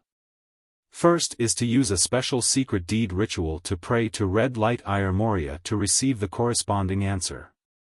I won't describe in detail what red light is. If you aren't aware, you can write to ask me again. The second is to find someone from the Abraham family. They have the legacy of the Traveler's Pathway, and they have done a deep exploration of the Spirit World. Even when writing a letter, Miss Sharon exudes an extremely restrained feeling. Indeed, the pharaoh mummy is meant for the puppet's ritual. Back then, the evil spirit in the ruin had said that it could be one of the components of the ritual. Therefore, the ritual's exact requirement is to use a high-sequence Beyonder's corpse after death, one that still maintains a level of spirituality, or to use an evil spirit that results from the resentment of death. Heh, can I pray to Orange Light to get him to help me ask Red Light?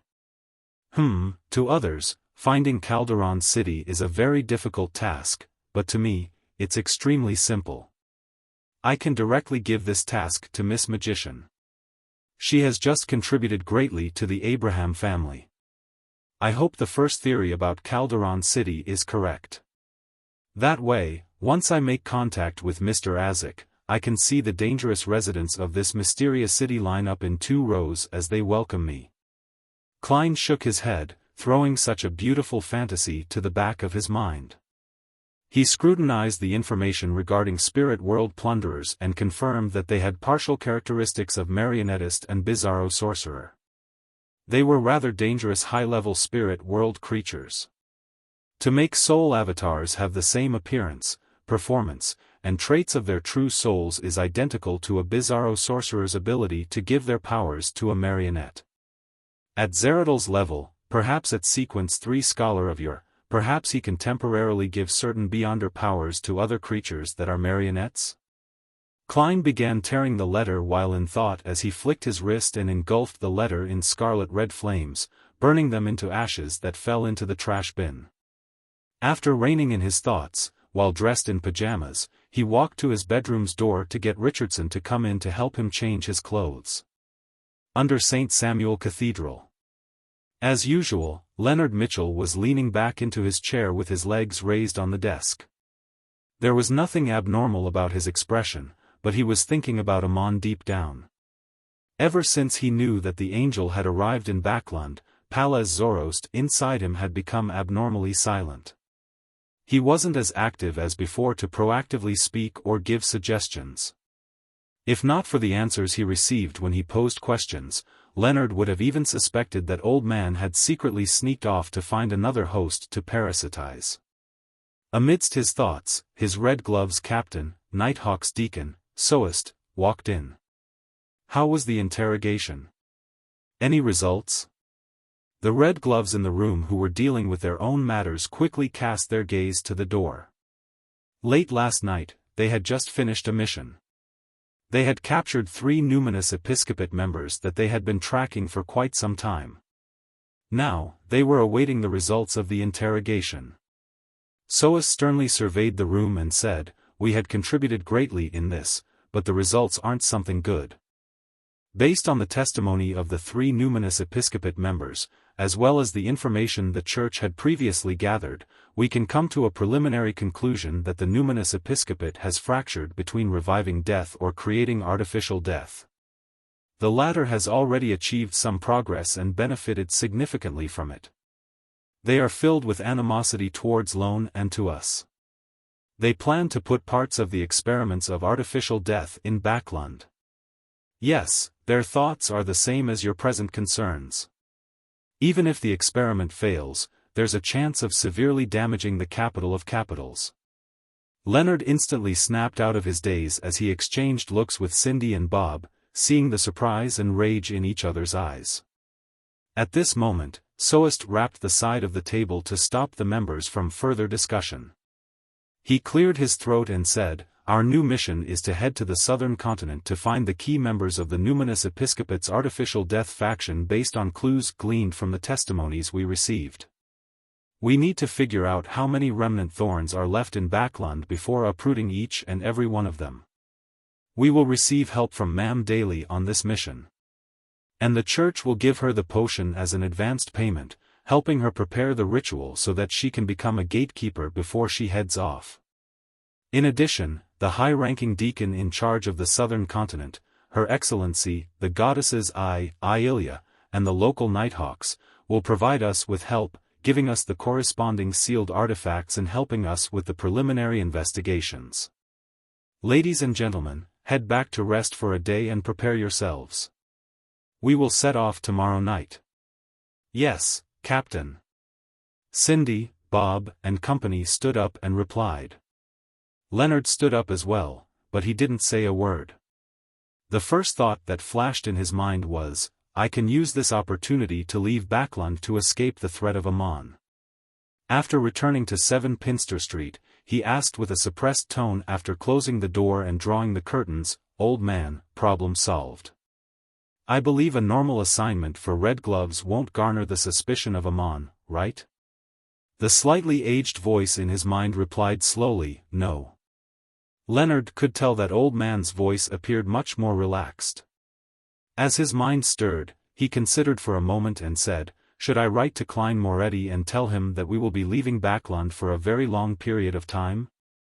After all, he was the one who warned us that Amon is here.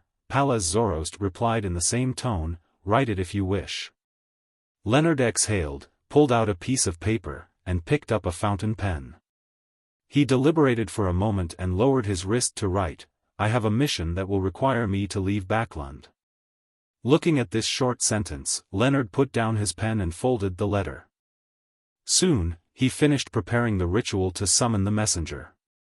He lit a candle, took a step back, and said in ancient Hermes, I summon in my name, the spirit that wanders about the unfounded, the friendly creature that can be subordinated, the messenger that belongs to Gehrman Sparrow.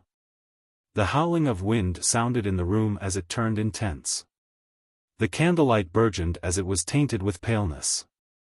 A beautiful blonde, red-eyed head appeared from within. Leonard pricked his brows, and just as he was about to speak, he saw that what followed the head wasn't a complete neck, but a hand grabbing the hair. Rionette Tynker, in her dark and complicated dress, quickly walked out. The four heads in her hand turned in unison to look at Leonard Mitchell as they spoke one after another. You want to send a letter? This spirit world creature looks powerful. This is a perk that Klein has for joining that secret organization. As Leonard thought, he nodded and said, yes.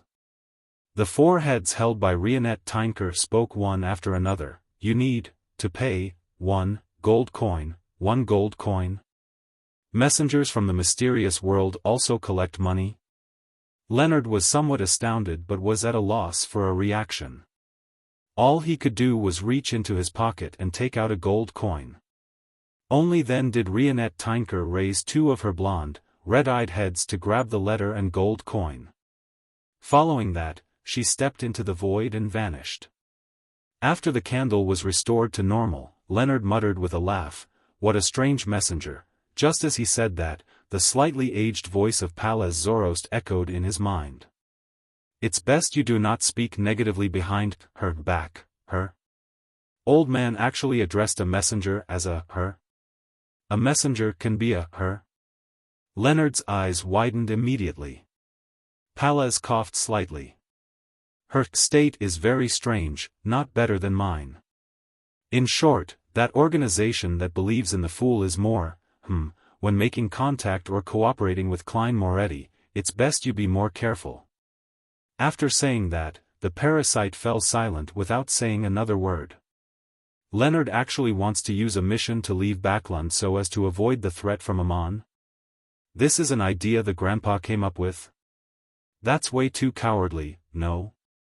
Klein scanned the letter he received and silently muttered. He began seriously considering the idea of using the arms deal as an excuse to quickly leave Backlund for a period of time. Chapter 886, Preparations before leaving. After some consideration, Klein, who already had such a plan, smoothly cleared up his thoughts and decided on his plan of action. He flicked the piece of paper in his right hand, looking up from the soaring scarlet flames at Rionette Tynker. He planned on taking out a lone gold coin to provide payment. However, Miss Messenger had already left. There was no one in front of him. Not collecting payment? Klein was first taken aback before he made the connection. He suspected that Rionette Tynker had proactively asked for payment after being used to collecting gold coins from non-contractees. Perhaps Miss Messenger didn't say anything, she just stared at Leonard with those 8 eyes on the 4 heads of hers while waiting for him to pay the gold coin. Yet, this fellow didn't realize it at all, trying to forcefully end the summon, only to have his neck snapped. Klein hissed in alarm as he used the gold coin he had just taken out to do the divination. He received the result that Leonard Miss Messenger was still alive and doing fine. He breathed a sigh of relief, put away the gold coin, and called out, Richardson. The half-opened room's door opened without a sound as Richardson walked in and politely asked, Sir, how may I be of service? Please bring the butler here. As Klein instructed, he sighed inwardly. He had really been spoiled by the luxurious life. Even when getting someone at home, he wouldn't take even half a step. He had to do it through his valet. Well, this is an acting requirement, he said silently to himself. Minutes later, the white-gloved Walter came to the third floor and let his arms hang to his side. He stood in a standard posture to the side of Dwayne Dantes, awaiting his employer's instructions. Klein had already considered his words, so he unhurriedly said, "Go to Member of Parliament Mock's place to inform him that I've prepared the first installment. Also, prepare a carriage. I will be heading to the Bursary Foundation in the morning and will return in the afternoon. If Member of Parliament Mock doesn't have time for me in the afternoon, head over to Dr. Aaron's place, saying that I'll pay a visit in the afternoon." Klein had already taken out £10,000 from above the grey fog and had stored it in a tiny leather briefcase. He was waiting for the opportune time to complete the preparation work of the arms deal transaction. And to air the cache of the grey fog's smell, he had deliberately teleported to the sea, feeding creeping hunger in passing. He was afraid that Amon, who also knew of the grey fog's existence, would detect the special smell while being in the same city, thus, seeking out the location of the treasure he was yearning for. "All right, sir." Walter didn't ask his employer how he had gathered the first installment. If memory served him right, Dwayne Dantes hadn't been to the bank recently. Of course, this wasn't something to be bothered with. Often, foreigners, especially tycoons from Desi or Mid-Seashire, would prepare briefcases filled with large sums of money ahead of time. 22 Phelps Street, Lone Charity Bursary Foundation Headquarters. Klein walked through the main door and went straight to the second floor where he found the reception room for directors. As an honorary director who occasionally participated in certain work, he didn't have an office here, but he could use the reception room. He clenched his right hand into a fist and held it to his mouth, deliberately coughing before stepping into the reception room. In there, he sat on the sofa. After a short wait, he stood up again and said to Richardson, who was waiting beside him, "I'll first head to the washroom." After buttoning his coat, Klein stepped out of the room and happened to meet Justice Audrey walking out of her own office. This noble lady was wearing a rather simple dress today. It was white adorned with dark green. Her sleeves and collars had frills, and at her chest were layers of intercrossed lace that formed a bow tie-like flower. She didn't even wear any jewelry. She had a girdle which he couldn't tell, but near her left arm, her clothes clung to her skin when the wind blew, allowing a slight protrusion to appear. "Good morning, Miss Audrey." Klein wore a look of pleasant surprise as though it was a chance encounter. Audrey glanced at the good-looking Dwayne Dantes with grey sideburns and replied with a smile, "Good morning, Mr. Dantes." She had wanted to cheerfully say "long time no see," to snide at him for not being to the Bursary Foundation ever since the opening ceremony. But considering how their relationship was that of acquaintances, she held back from saying such words. Klein rubbed his temples and shook his head with a wry smile. "I'm very sorry that I'm only coming today. I've been very busy recently. I can foresee myself being even busier in time to come. I might make a trip to the southern continent to handle certain matters." The reason why he specially came was that he wanted to inform Miss Justice that he was leaving Backlund for some time. It was to express his sincerity, hoping that this noble lady could help him watch the Bursary Foundation and allow it to be operated smoothly. To Klein, he wished from the bottom of his heart that the Bursary Foundation could help more of the poor that required assistance. Southern continent? Audrey interpreted the sincerity in Dwayne Dantes's words as she asked in surprise. Klein laughed and replied, "For business." At that instant, the first thought that came to Audrey's mind was, which Sequence 5 is about to lose his life? Upon sensing Miss Justice making some unpleasant assumptions, Klein added, "It's a partnership with the military for the sale of some necessities." What's the meaning behind this? Dwayne Dantes's identity is used to probe intel from the military? Audrey was somewhat enlightened as she raised her right hand and gestured 4 times in a clockwise fashion.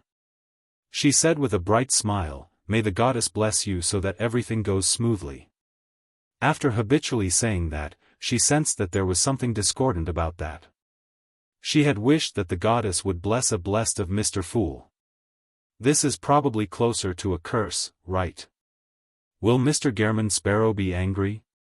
No, he's actually a kind-hearted person deep down. And I did it without any malicious intent.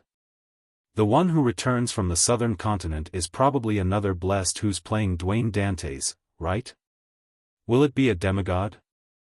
Audrey didn't notice it as her thoughts wandered. Klein gave an exasperated smile as he equally drew the crimson moon on his chest in a familiar manner. May the goddess bless us all.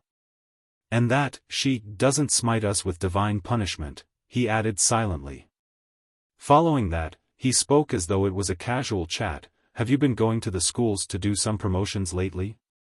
Yes. When this was mentioned, Audrey's expression seemed to radiate. She was proud and happy that she had finally done something substantial.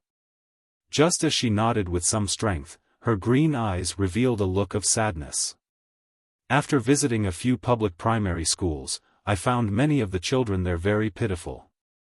To save money, they bring their own rye bread for lunch, matching it with a cup of water.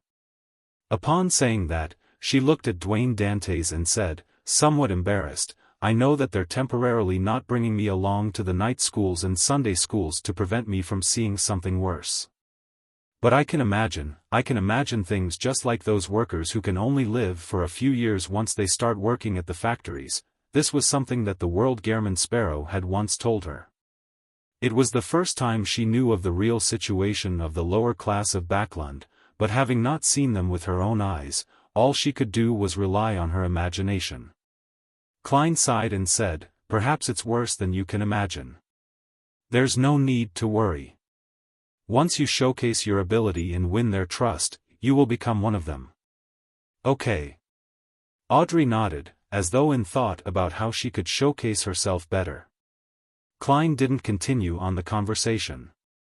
After all, this was only their third meeting. They had only exchanged a few words previously, so having too long a conversation easily garnered suspicion. He pointed at the washroom and apologized before opening up his gate to walk over. Audrey looked at Dwayne Dantes's back and fell silent as she muttered, what will it be like if it's worse? After receiving a reply from Mocht, inviting him to the East Balam Military Veterans Mess in the evening, Klein followed his plan. Hence, he visited Dr. Aaron at 4 in the afternoon. Mr. Dantes, your butler didn't inform me of the reason for your visit. As his wife was about a month from being due, Dr. Aaron had declined most of his work, and most of the time he had stayed at home. Towards the sudden visit of Dwayne Dantes, who he wasn't too familiar with, he was rather perplexed. Furthermore, with him not being good at interpersonal relationships, he posed the question after exchanging some pleasantries. Klein smiled. This is the thing. I might be heading to the southern continent soon. As you know, the weather there is humid and hot. There are all kinds of insects and diseases there. I wish to prepare some medicine ahead of time to prevent any accidents from happening. I wonder if you have any suggestions. I'm really sorry, but you are the only excellent doctor I know of. Dr. Aaron accepted his explanation and began seriously thinking before giving him the names of some medicine. Towards the end, Klein, who had written a note filled with words, used the excuse of a stomachache to use the washroom on the first floor. The washroom's mirror suddenly darkened as though it was covered by a thick shadow. And in the middle of the shadow, a black pram slowly steered near. In it was a blurry child wrapped in silver silk. What is it this time? Will Osseptin questioned using his bright voice. Klein coughed dryly and forced a smile. You should have heard that I'll be heading to the southern continent. I don't wish to miss your birth, so I would like to know when you plan to have your birthday. Will Osseptin sucked at his thumb and said, I don't know. Even an angel can't control when he will be born? Klein asked in surprise. Will Osseptin replied hesitantly, you don't understand. I've already identified 3 dates. They have unique meaning when it comes to fate, but I haven't decided. I still find it blurry. Perhaps only when the time comes will I suddenly understand what I should do. Is this decidophobia? It also gives the strong vibes of a charlatan. Klein crossed his hands and indiscernibly rubbed them. Then how would I be able to receive notice in time so that I can return in time to complete the transaction with you? Oh, that paper crane can no longer be used.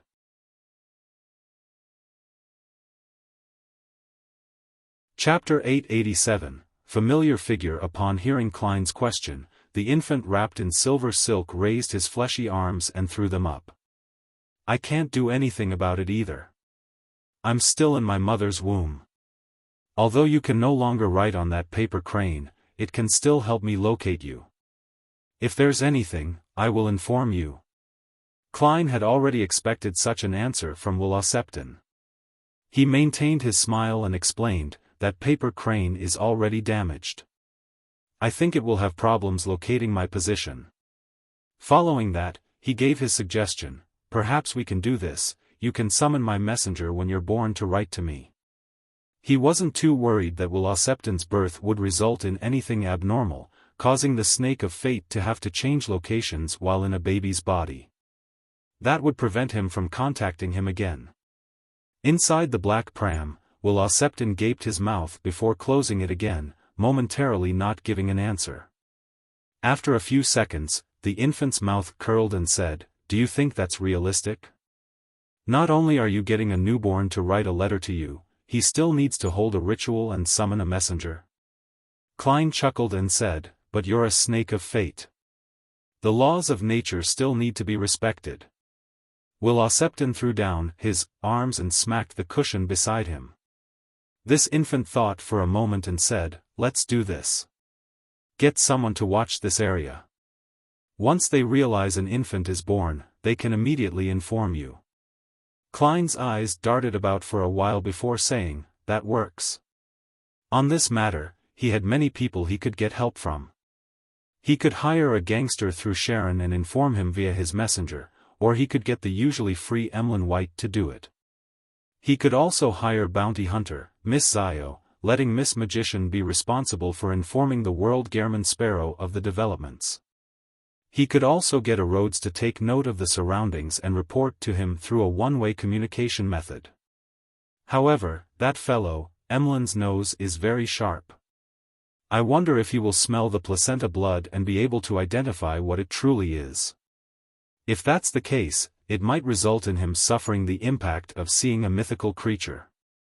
His intelligence will drop and he will turn mentally unsound to the point of his body mutating. Klein hurriedly asked before Wuxia's pram retreated into the shadows, "I have a, teacher who I haven't been in contact for a while. Can you help me read his current fate? His name is Azek Eggers." As Mr. Azek hadn't replied yet, Klein couldn't help but feel worried. Back when he used the copper whistle to do a divination above the gray fog, all he saw was a silent and deep darkness. He heard a dragged-out and distant breathing, making it impossible for him to interpret what the dream meant. Wuxia sucked at his thumb and said, "He's in a state of metamorphosis. It might be good, but it might also be bad. That's all that can be seen because that teacher of yours has something special on him." Something special? Something directly derived from death's godhood? Metamorphosis?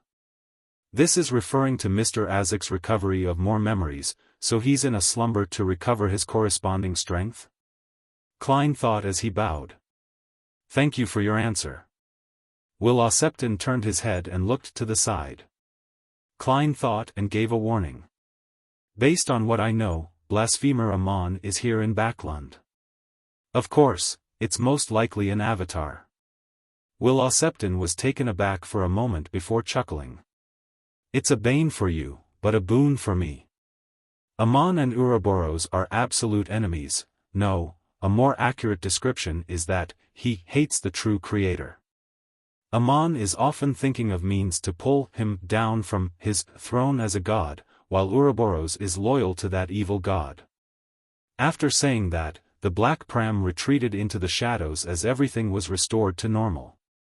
Amon hates the true creator? I'm increasingly convinced that the true creator was one of the participants in the sharing of the ancient sun god. He is the black infant in the middle of the storm angel, white angel, and wisdom angel. Klein breathed a sigh of relief. He took 2 steps forward, turned on the tap, and washed his hands. In the evening at the East Balam Military Veterans Mess, Klein didn't immediately meet the long-faced Colonel Calvin. After he placed the briefcase with £10,000 into a heavy safe deposit box, he followed Mocht to have a buffet meal at this high-end club. The dishes here mainly served Southern Continent cuisine. There was cream bread made from tapioca flour, ice cream dripped in the berry juice of a lilac tree, assorted seafood broth with coconut milk and palm butter, cow innards that was cooked with pepper, tomatoes, and onions, Hajenti seared roasted meat, broth made from Paws Valley's delights, as well as steak and roasted squid. Compared to other places, the ingredients used here were rather high-end. The flavors were also in authentic Southern Continent styles, leaving Klein rather satisfied. If not for his need to maintain his image, he felt that eating a mouthful of seared roasted meat and having a mouthful of ice cream would be an excellent feeling. Indeed, I prefer food that has stronger flavors. The thing that satisfied me the most today was that apéritif. If Member of Parliament Mocht hadn't mentioned it in passing, I would have thought that it was a lightly flavored fruit juice. The pale gold liquid with 2 lemons soaked in it and a few pieces of ice makes it sweet but a little sour. There's no alcoholic taste to it, and it's refreshing. It instantly just draws away the heat from the body. Klein placed his napkin on the plate as he recounted the feelings he just had. At this moment, Mocht returned from the washroom. He smiled as he bent down and whispered into Dwayne Dantes' ear, "Same room as before." "All right." Klein got up, went to the room with the safe deposit box, and took out the small leather briefcase with £10,000 before heading over to the activity room where he had previously met Colonel Calvin twice. Calvin, with his long face, was already waiting inside. When he caught sight of the briefcase in Dwayne Dantes' hand, he got up with a smile. "You really are a gentleman of action. I like such attitudes when handling matters." As he spoke, he extended his right hand and shook Dwayne Dantes' hand. Klein then handed the briefcase to him and said with a humble smile, "As a merchant, if one isn't decisive and fast when facing an opportunity to make money, that means that they aren't suitable for this occupation." Calvin sat back down and opened the briefcase in front of Dwayne Dantes and Mocht. He roughly counted the neat stacks of cash. He quickly completed the confirmation check, closed the briefcase, and looked up at Dwayne Dantes. "What other thoughts do you have towards the exact details of the transaction?" Klein deliberately wore a look as though he was organizing his words. After a few seconds, he said, "I'm planning on heading to the Southern Continent soon, to West Balam." Seeing Calvin and Mocht show signs of surprise, he added, "I have some matters that aren't convenient to do while bringing plenty of firearms. And to make the transaction go smoothly, some advanced preparations are required." I have to put enough importance on this matter. It's a business worth tens of thousands of pounds. I'm thinking of first heading to West Balam to contact clients who have such needs, and to clear out any obvious obstacles. At an agreed-upon time, I'll contact you via telegraph and head to East Balam's border to retrieve the goods." Calvin pondered for a moment and said, "You can send me a telegram after June 20th. I'll give you the details later. In short, after I receive the telegram, I'll inform the officer there and get them to pass the countersign and password to the designated personnel for them to head to the warehouse." Will you need any auxiliary personnel for protection during this time? When do you plan on leaving? I only wish to find a place to hide in West Balam where there's no Rose school of thought. The rest can be left to Danitz. When do I leave? I obviously wish to leave today and arrive there today, but that will incur suspicion. Klein considered for 2 seconds and said, "There's no need for any security for the time being. In certain places in the Southern Continent, having such auxiliary personnel is the main cause for causing conflict. Don't worry, I have plenty of friends in West Balam. Without bringing anything of value, my safety can be guaranteed. As for when I'm leaving, my answer is as soon as possible. Calvin thought for nearly a minute before slowly nodding. I'll send someone to receive you after dinner tomorrow.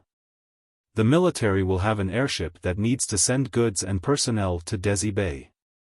And it's just a short distance to the southern continent via ship from there. If everything goes smoothly, it will just take 2 to 3 days.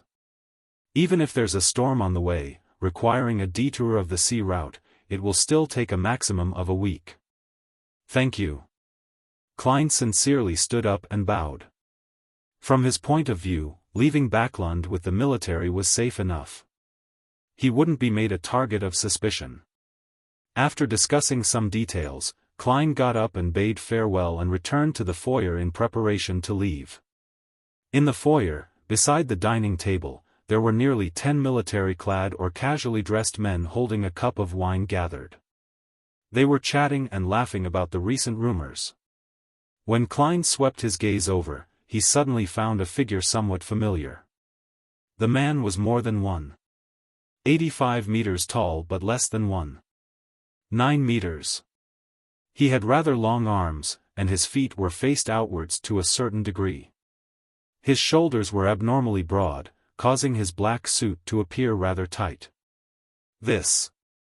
Klein's mind raced as his nerves tensed up. He had already recalled the source of the familiarity.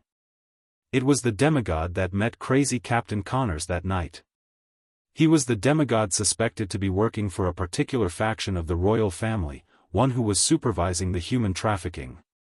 Although this high-sequence beyonder was previously wearing a black hood that interfered with divination, preventing his appearance from being exposed, Klein remembered the traits of his body.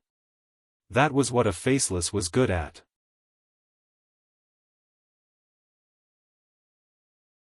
Chapter 888, A shocking glance. For a second, Klein's act of casually sweeping his gaze paused on that familiar person's figure. He immediately sensed the abnormality in his reaction, since a demigod's spiritual perception wouldn't fail to notice it. His back muscles tensed up as his mind raced, producing figurative sparks. He didn't immediately move his gaze away as he continued looking at the demigod suspected to be from the Black Emperor pathway. He smiled and mocked and said, "This place really isn't just for veteran officers." This sounded like a result of careful observation, but it was nothing but meaningless chatter. Mocked chuckled. Any club will exceed its original restrictions when it further develops itself. His answer didn't seem to offer anything, but on careful consideration, it did seem to imply something, or perhaps something that was the complete opposite. At this moment, the broad-shouldered and long-armed gentleman in a black suit had also naturally turned his head. He looked at the two men, and he noticed that the tycoon who had donated £15,000 was looking at him and his companions while engaging Member of Parliament mocked with a whisper. This made him feel that his look of surprise was more of a natural reaction towards learning of his occupation. Then, he retracted his gaze and continued his topic of conversation. And at this moment, Klein's back was covered in a layer of cold sweat, and his legs were going limp. Although he had, in a way, faced the demigod before and had even fought with him, to have such a close encounter in such a small place, with danger happening in a split second, this was a first. And more importantly, he was far from prepared to face a demigod. Not only did he lack a marionette, all he had on him was Death Knell, Azek's copper whistle, and the adventurer's harmonica. The sea god's scepter was impossible to bring on his person. Furthermore, the usage of it had strict environmental limitations, otherwise, it would result in massive damage. If he kept Grozel's travels on him for too long, he might be pulled into the book world. When that happens, it would become troublesome trying to exit it. Creeping hunger was still lacking a seal, so it needed to feed every day. Unless necessary, it was impossible to take it out ahead of time. The Fate Siphon charm was made from a worm of time, so it was an unknown if it would attract Amon. Unless he could use it very quickly, Klein obviously lacked the courage to bring it on him. If the demigod who was suspected to be from the Black Emperor pathway had discovered something wrong with him, there was only one optimal solution he could think of. It was to blow the harmonica and summon Miss Messenger to get her to help him escape Backland via the spirit world. He had never thought of letting Rionette Tynker engage in a direct battle while he held Death Knell from the side to find an opportunity to fire. This was Backland, the home ground of the official Beyonders. With Miss Messenger's unique appearance, that man could easily pin a crime on her, and what awaited Klein would be a joint attack on him. There was bound to be increasing numbers of demigods and powerful sealed artifacts. How harrowing. Klein moved his gaze away in a manner that adhered to logic. Using the clown's ability to control his legs, he walked to the door in a completely normal manner. He didn't ask mocked who those people were, to appear uninterested as a way to prove that it was all just a casual glance. However, that person turning to look at him had exposed his appearance to Klein. He had thick but unmessy black brows with a short and hard crew cut of the same color. He had dark blue eyes and a high nose bridge with a bushy mustache spreading out from his mouth. He had a long face with accentuated outlines as well as callous curves. He had strong masculine vibes and was probably in his 30s or 40s. It was difficult to determine. Just on his appearance alone, Klein felt that he looked more like an Arbiter Pathway's demigod rather than one of the Black Emperor Pathway. Of course, this demigod's bearing was closer to that of a warrior's, but he was too short. Having had a clear look at him, Klein didn't need to inquire further. He could directly get a Rhodes to answer him. Even if he was still wary of the magic mirror, he could always commission Miss Zio, Miss Sharon, and company to do a simple background check. He believed that no matter how well hidden this demigod was, it was unlikely for him to have a low-ranking position. It would be easy to figure out who he was. 1 step. 2 steps. 3 steps. Klein left the East Balam military veterans mess in a normal manner. When he boarded the carriage, he leaned on the wall, closed his eyes, and kept silent for a few seconds. Inwardly, he let out a long sigh. The disconnected trail of clues leading to the truth of the great smog of Backland has finally been connected again. He didn't open his eyes or say a word, as though he was recounting the business problems he had previously discussed. But in fact, it was to quell his emotions that had been left in an upheaval. During this process, Klein realized that Richardson had tried to speak a few times, only to shut his mouth again, doing so as though he was stumped.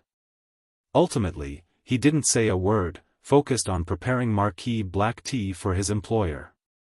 Due to his previous encounter, Klein momentarily didn't have the capacity to be bothered about him and had pretended to not notice it. Amidst the silent atmosphere and grinding wheels, they returned to 160 Buckland Street. When he reached the 3rd floor, Klein was just about to head for the bathtub that had been prepared by the lady's maid when Richardson, who was holding his hat and cane, took 2 steps forward and respectfully said, "Sir, are you heading to the southern continent soon?"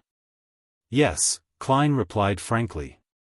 He had even prepared £500 in cash to hand to housekeeper Taneja for daily expenses needed for the Dwayne Dante's residence during his time in the southern continent. Meanwhile, he had a deeper understanding of the importance of having a butler and valet in high society.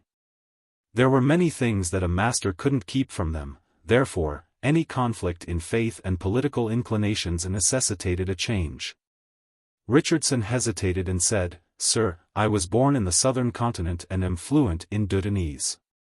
I'm also very familiar with the various local traditions. I should be of help to you." Dudanese was a common language of the ancient Balam Empire. In present-day East and West Balam, the citizens still used this language. Only people of the middle and upper class knew foreign languages like ancient Faisak, Loanese, and Intis. Klein felt lucky with regards to this because ancient Balam was once a unified empire with a true god existing in it. Therefore, although the different states had different accents, they all used Dudanese. The written language was likewise the same. This saved him plenty of trouble. If I were to encounter dozens or more than 100 dialects and languages, that would be a headache. However, Dudanese and ancient Fasak doesn't belong to the same system. I'm unable to easily grasp the various branches by learning the latter. Finding an interpreter is necessary. Oh, Anderson seems to be fluent in Dudanese. He never seemed to mention having any problems with communication in West Balam. Klein finished listening to Richardson when he suddenly realized what was stumping him. As a valet, he needed to follow whenever his employer headed out. There was no need for a butler to do so. This also meant that a valet was like a secretary for the master's daily life. In certain cases, they would also play a role as a business secretary. Clearly, Richardson enjoyed his life in Backlund and everything it had to offer. He didn't wish to return to the southern continent to see scenery or matters that would make him recall his past. Therefore, when he got into the carriage, he had tried to mention his traits but was unable to voice it out. He wished that Dwayne Dantes could find a better candidate. Klein thought for a moment before saying, "I can tell that you don't like the southern continent. Why are you telling me this?" Richardson slowly bowed his head and looked at his toes. "You gave me a chance to gain experience to mature. I believe I can help you. Very simple feelings of gratitude. If you hadn't said so, no one would know that you knew Dudanese. After all, you were born and raised in an East Balam colony manor." Klein carefully sized up Richardson, chuckled inwardly, and made some silent poignant comments. However, he didn't plan on letting this valet of his follow him to the southern continent. Firstly, it would make it inconvenient for him to carry out certain operations. Secondly, if he was recognized by some Nation Re-establishment Society member of the numinous episcopate, it might end up affecting the rest of his life. Klein laughed and replied, "I have plenty of friends there. They're all fluent in Dudanese and are aware of the traditions there." You have more important things to do. Stay in Backlund. Help me deliver some gifts to my friends at fixed periods of time. I'll be giving you a name list when the time comes. Also, read more papers and take note of investment opportunities and also perform on-the-ground checks. Finally, give me a corresponding report. I will get Ma'am Taneja to specially prepare some funds for this." Richardson was somewhat surprised before saying in pleasant surprise, "Yes, sir. I will work hard." At that instant, he felt that he was being put in an important position as his eyes blurred up. From the moment he was born, this was the first time he felt hope for his future. It was something to look forward to. After dismissing Richardson, Klein took a comfortable bath to soothe his tense nerves. Then, he wore his pajamas and returned to the bedroom. Taking a pen and paper, he drew a symbol that was a mixture of concealment and mystery prying. The full-body mirror's surface ripples with aqueous light as silver light formed Loanese text, "Exalted Great Master, your puny, loyal and humble servant, Rhodes, is here to answer your summoning. Are you about to leave Backlund again?" Klein nodded and said, "Yes." Without waiting for Rhodes to mention that he could question it, he asked, "Can I still contact you in the southern continent?" "Of course. As long as you take out that magical radio transceiver." On the surface of the mirror, silver words quickly formed. "However, you cannot leave it out in the real world for too long or use it too frequently.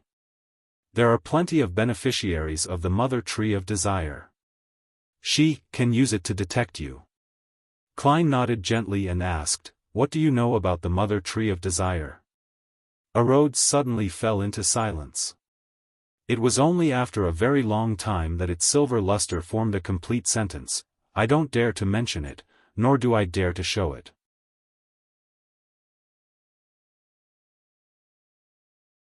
Chapter 889, Warning to everyone: don't dare to mention it or show it. At least for Rhodes, the Mother Tree of Desire is definitely stronger than Sequence 1 Zeradal.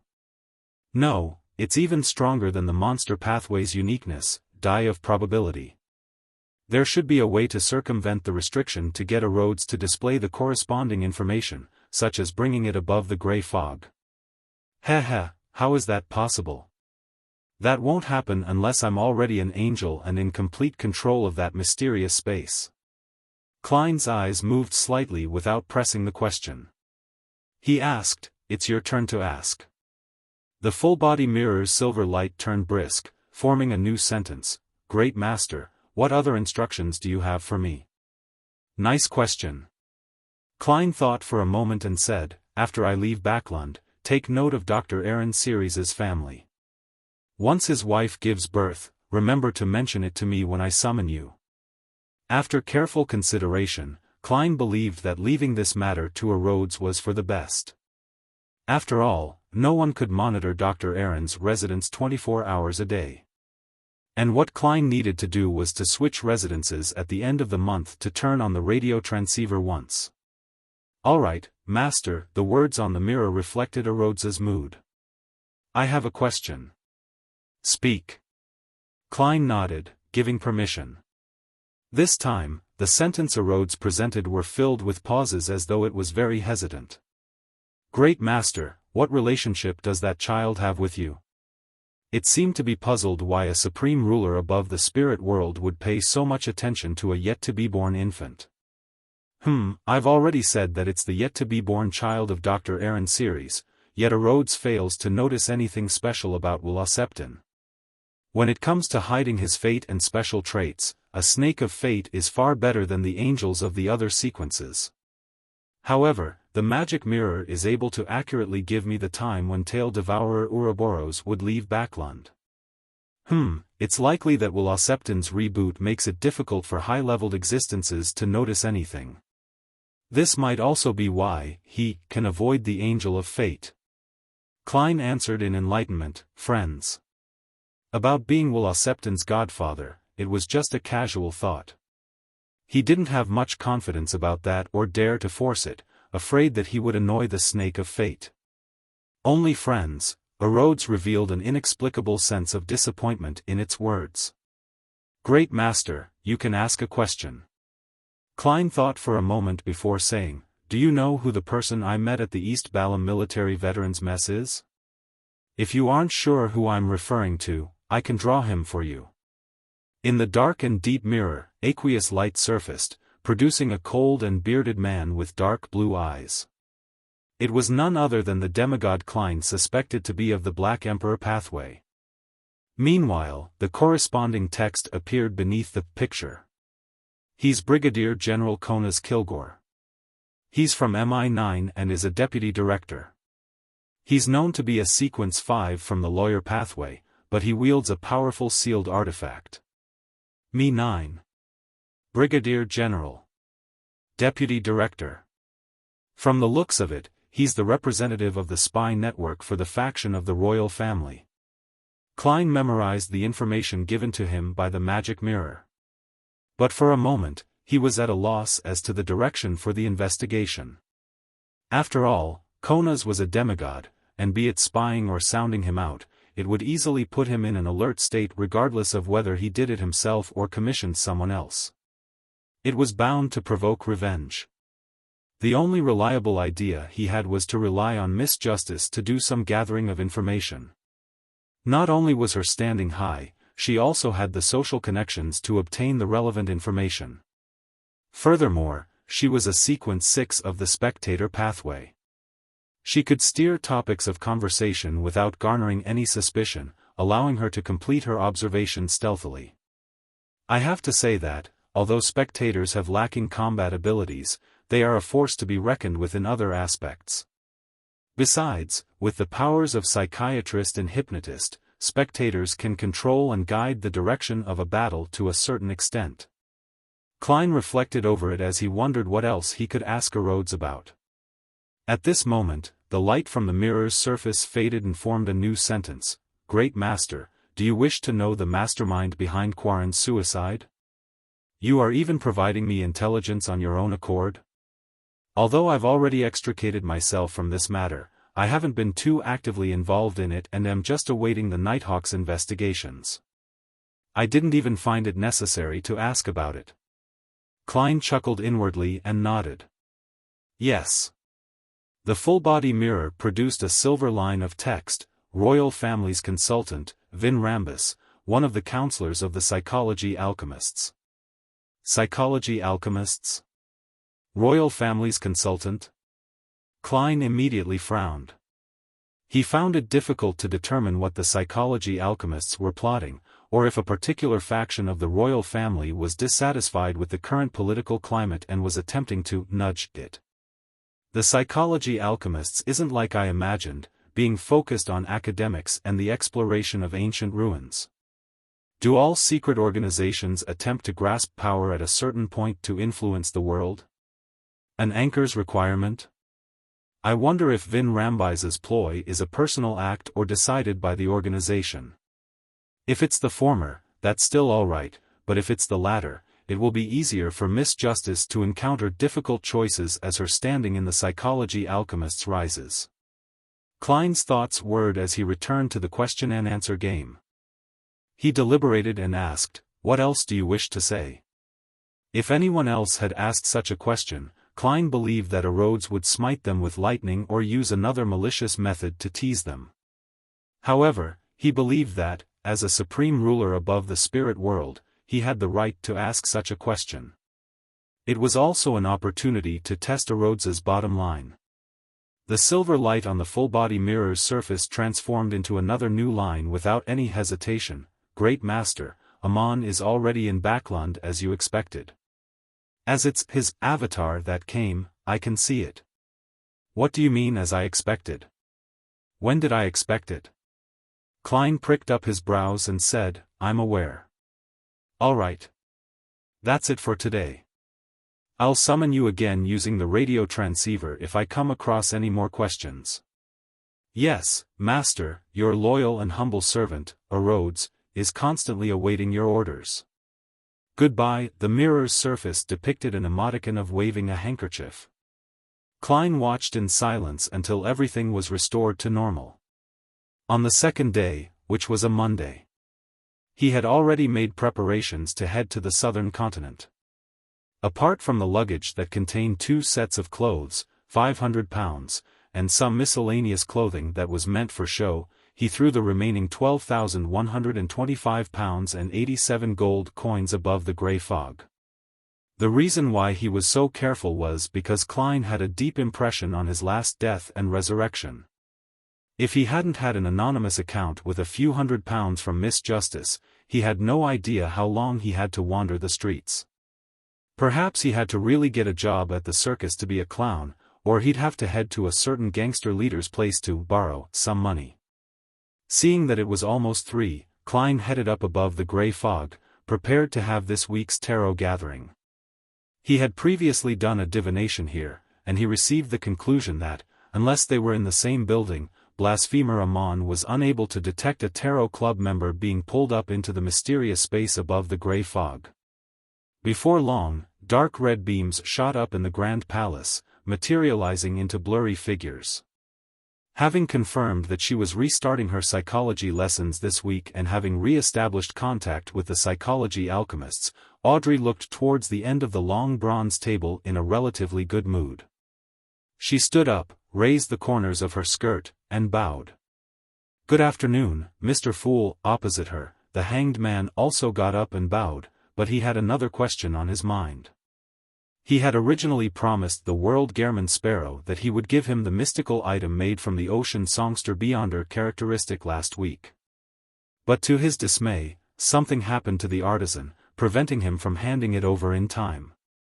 With regards to this, Alger planned on explaining the reason to the world at the tarot gathering before personally taking action to resolve the problems of the artisan. After the bow and exchanging greetings, Cadlia was just about to say something when she saw Mr. Fool rap the edges of the model table. This dull knock made all the tarot club members tense up. They had no idea what Mr. Fool was about to say. It must be something serious. Something that's emphasized by Mr. Fool at the beginning must be something serious. Audrey determined inwardly. The Fool Klein surveyed the area and said with a smile, "Amon recently came to Backlund." "An avatar? Amon? Blasphemer Amon?" Derek instantly felt his unpleasant memories become invoked. Be it parasitizing the former team captain, asking, "Are you looking for me?" or coiling around his spirit body like a snake, Amon with his pointed hat was a nightmare he couldn't shirk away from. One had to know that, as a resident of the City of Silver, Derek had seen plenty of terrifying monsters. Only a few could make him feel uneasy and fearful just from a mere recollection. Amon has headed to Backland where Miss Justice and Miss Magician are living? What does he want? What should they do? Derek suddenly felt nervous for his companions. Amon. This ancient king of angels has returned to the real world? Indeed, when a revolution is about to happen or is descending, the waves of the times will come flooding in.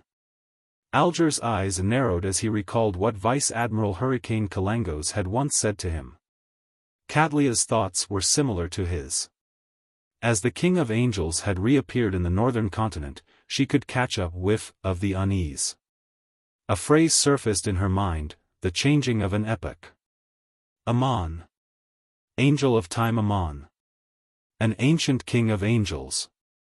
Audrey trembled in concern. She glanced at the magician Furs and Mr. Moon who wore blank and horrified looks and couldn't help but look towards the end of the long bronze table. Honorable Mr. Fool, can I think of a way to inform the Church of this matter?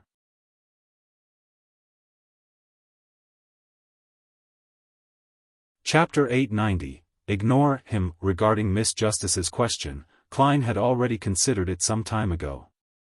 After all, leaving troublesome problems to the official organizations who could resolve them was his modus operandi. However, Leonard's and Palaz Zorost's reaction made him realize something different. Leonard was a red glove of the Nighthawks.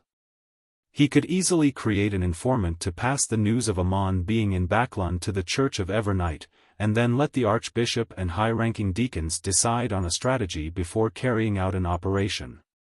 It wouldn't expose his problem, and it could also quash any latent troubles. Yet, he had chosen to leave using the excuse of a mission.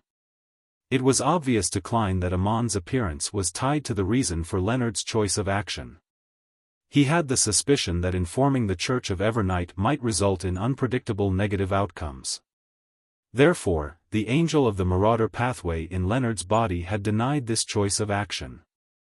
And he was one of the existences who knew the various beyonder powers that Amon possessed. When I have no idea what to do, the choice is undoubtedly to emulate those with experience. Although there's the gray fog separating us, and any problem will cease at Miss Justice's side, there's no need to take such risks. There aren't many members of the Tarot Club to begin with. Every one of them needs to be cherished. Thoughts flashed through the fool Klein's mind as he shook his head and said with a calm, humored tone, "Ignore him. Ignore him." Mr. Fool's attitude is as if Amon is a stray dog. In his eyes, only Sequence 0 true deities are worthy of attention. That's right. The last time the sun was possessed by Amon's avatar, Mr. Fool had easily cleansed it away. As long as Amon doesn't appear in person, it's not too big a problem for him. The reason Mr. Fool emphasized this matter at the beginning is to warn us to be careful. Alger thought in fearful respect and enlightenment. Audrey similarly interpreted the meaning that it was a trivial matter. She suddenly made the connection. Is Mr. World Gehrman Sparrow's temporary departure of Backland to avoid Angel of Time Amon? To Mr. Fool, although he is still slowly recovering his standing, level, and powers, it's not difficult for him to deal with Amon's avatar. The sun's encounter is evidence. He got his blessed to avoid Amon to not attract the Angel of Time's real body, as this can spoil his plans of awakening. Yes, he emphasized it to us as a warning, worried that we wouldn't react properly when chancing upon Amon. Mr. Fool really shows his concern for us. At this moment, Emlyn had just digested the matter of King of Angels blasphemer Amon's appearance in Backland. Although he was arrogant, repeated tarot gatherings had allowed him to understand what a King of Angels was. It was an existence second to sanguine ancestor Lilith, second to the true deities that sat at the pinnacle sequence. They were the strongest ones who walked the real world.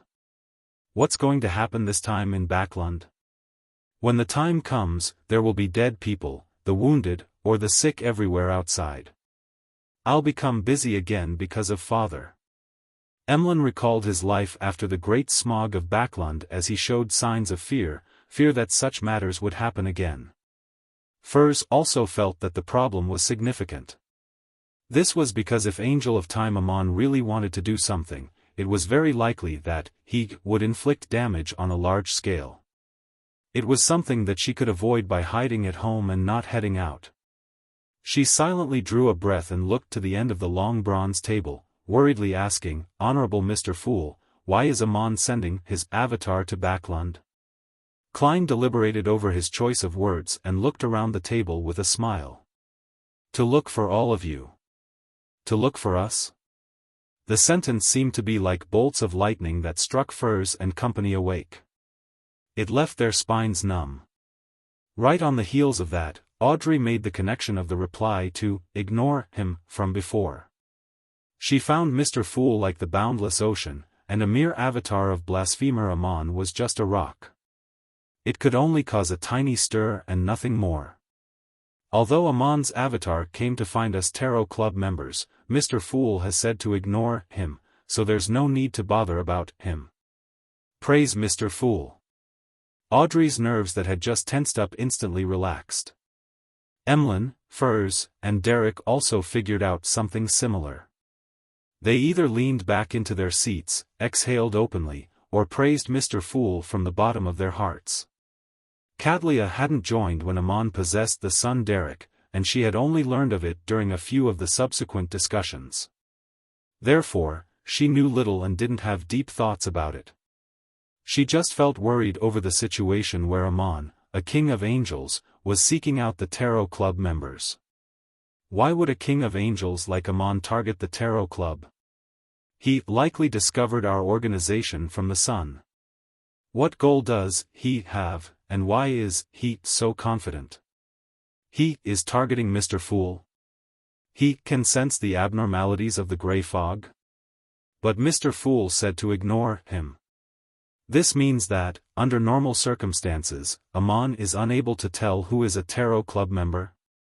With Kings of Angels appearing, is the fifth epoch coming to an end? After Alger relaxed from his tense state, he began thinking about something else. Back when he informed the Church of Storms about Bansi Harbor's problem, his excuse was that he had heard someone at a bar mentioning it. And he had described this person using blasphemer Amon's image. Thankfully, even if the church were to encounter Amon, with the way they handle things, they wouldn't verify and question this matter.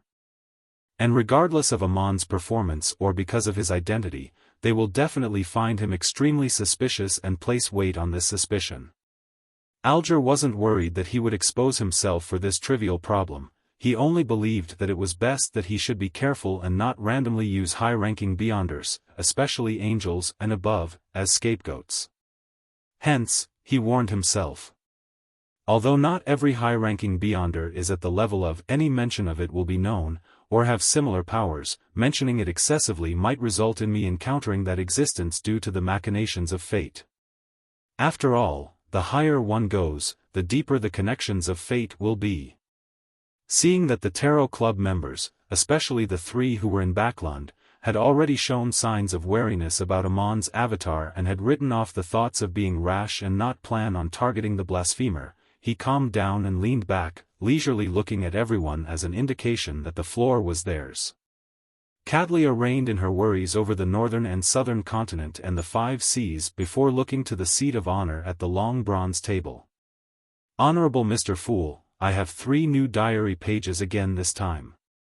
She remembered vividly that, at the end of last Monday's tarot gathering, she had informed the meaning of the 2 Roselian characters to Queen Mystic. However, she only received a reply on Sunday. In it were 3 new diary pages and a question of medium length. The place his mind and spirit calls home, is it on that island, or the depths of the cosmos? When Cadlia ruminated over this question, she seemed to sense the emotional upheavals that were happening when Queen Mystic wrote it, unlike her usual calm self. With regards to this, she sighed silently based on her understanding of Queen Mystic Bernadette. In Her Majesty's heart, Emperor Roselle is an unresolved knot. This is the reason why she ultimately doesn't dare to advance to Sequence 2. Klein had no idea what Ma'am Hermit was thinking. All he did was nod and indicated that she could conjure the new Roselle diary pages. Soon, the 3 yellowish-brown goatskin pages appeared in his palm. March 10th. I participated in that ancient and most secret organization's gathering. After many observations, I'm increasingly puzzled over a problem. What does it mean to be the trend of the times? Who defines the trend of the times? If it's really as they claim, when everything ends and the original creator is resurrected from the dead, awakening from his slumber, he would gather everything back into his body to create a new world and new history. Then, there's no need for them to let the times develop according to what they expect of the times. They can quickly come up with all kinds of schemes, such as triggering a world war, a war between angels, or even a war between deities. Wouldn't that accelerate their goals? Or could it be the case that the times is part of the original creator? Only when the times develop according to a certain expectation can he draw energy from it and revive? This isn't scientific. Of course, whatever I see and participate in now isn't scientific at all. Actually, if I had any say, why revive the creator who rides above all? Everyone can just go through the motions and enjoy themselves without any restrictions. Isn't that better? Based on my observations, there are many members who share similar viewpoints as mine. However, there are a number of members who are stubborn and inflexible, strictly abiding to their beliefs. I wonder if they should be called idealists or crazy cultists. What I can't see through the most is that mysterious leader. Old Mr. Hermes told me that this organization began with him. It was organized with people who shared his beliefs and goals. However, he seldom expresses his thoughts, never stopping many of the members who use the organization for their own purposes. At times, I will even forget his existence. He seems to enjoy sitting there, silently watching everyone converse. But on one matter, I witnessed his might. A high-sequence beyonder who had gone against their so-called trend of the times was put forth by him. In 30 seconds, the person became a target of elimination. And I believe that the poor fellow wouldn't survive past summer. Who is he? Some ancient god that survived the second epoch?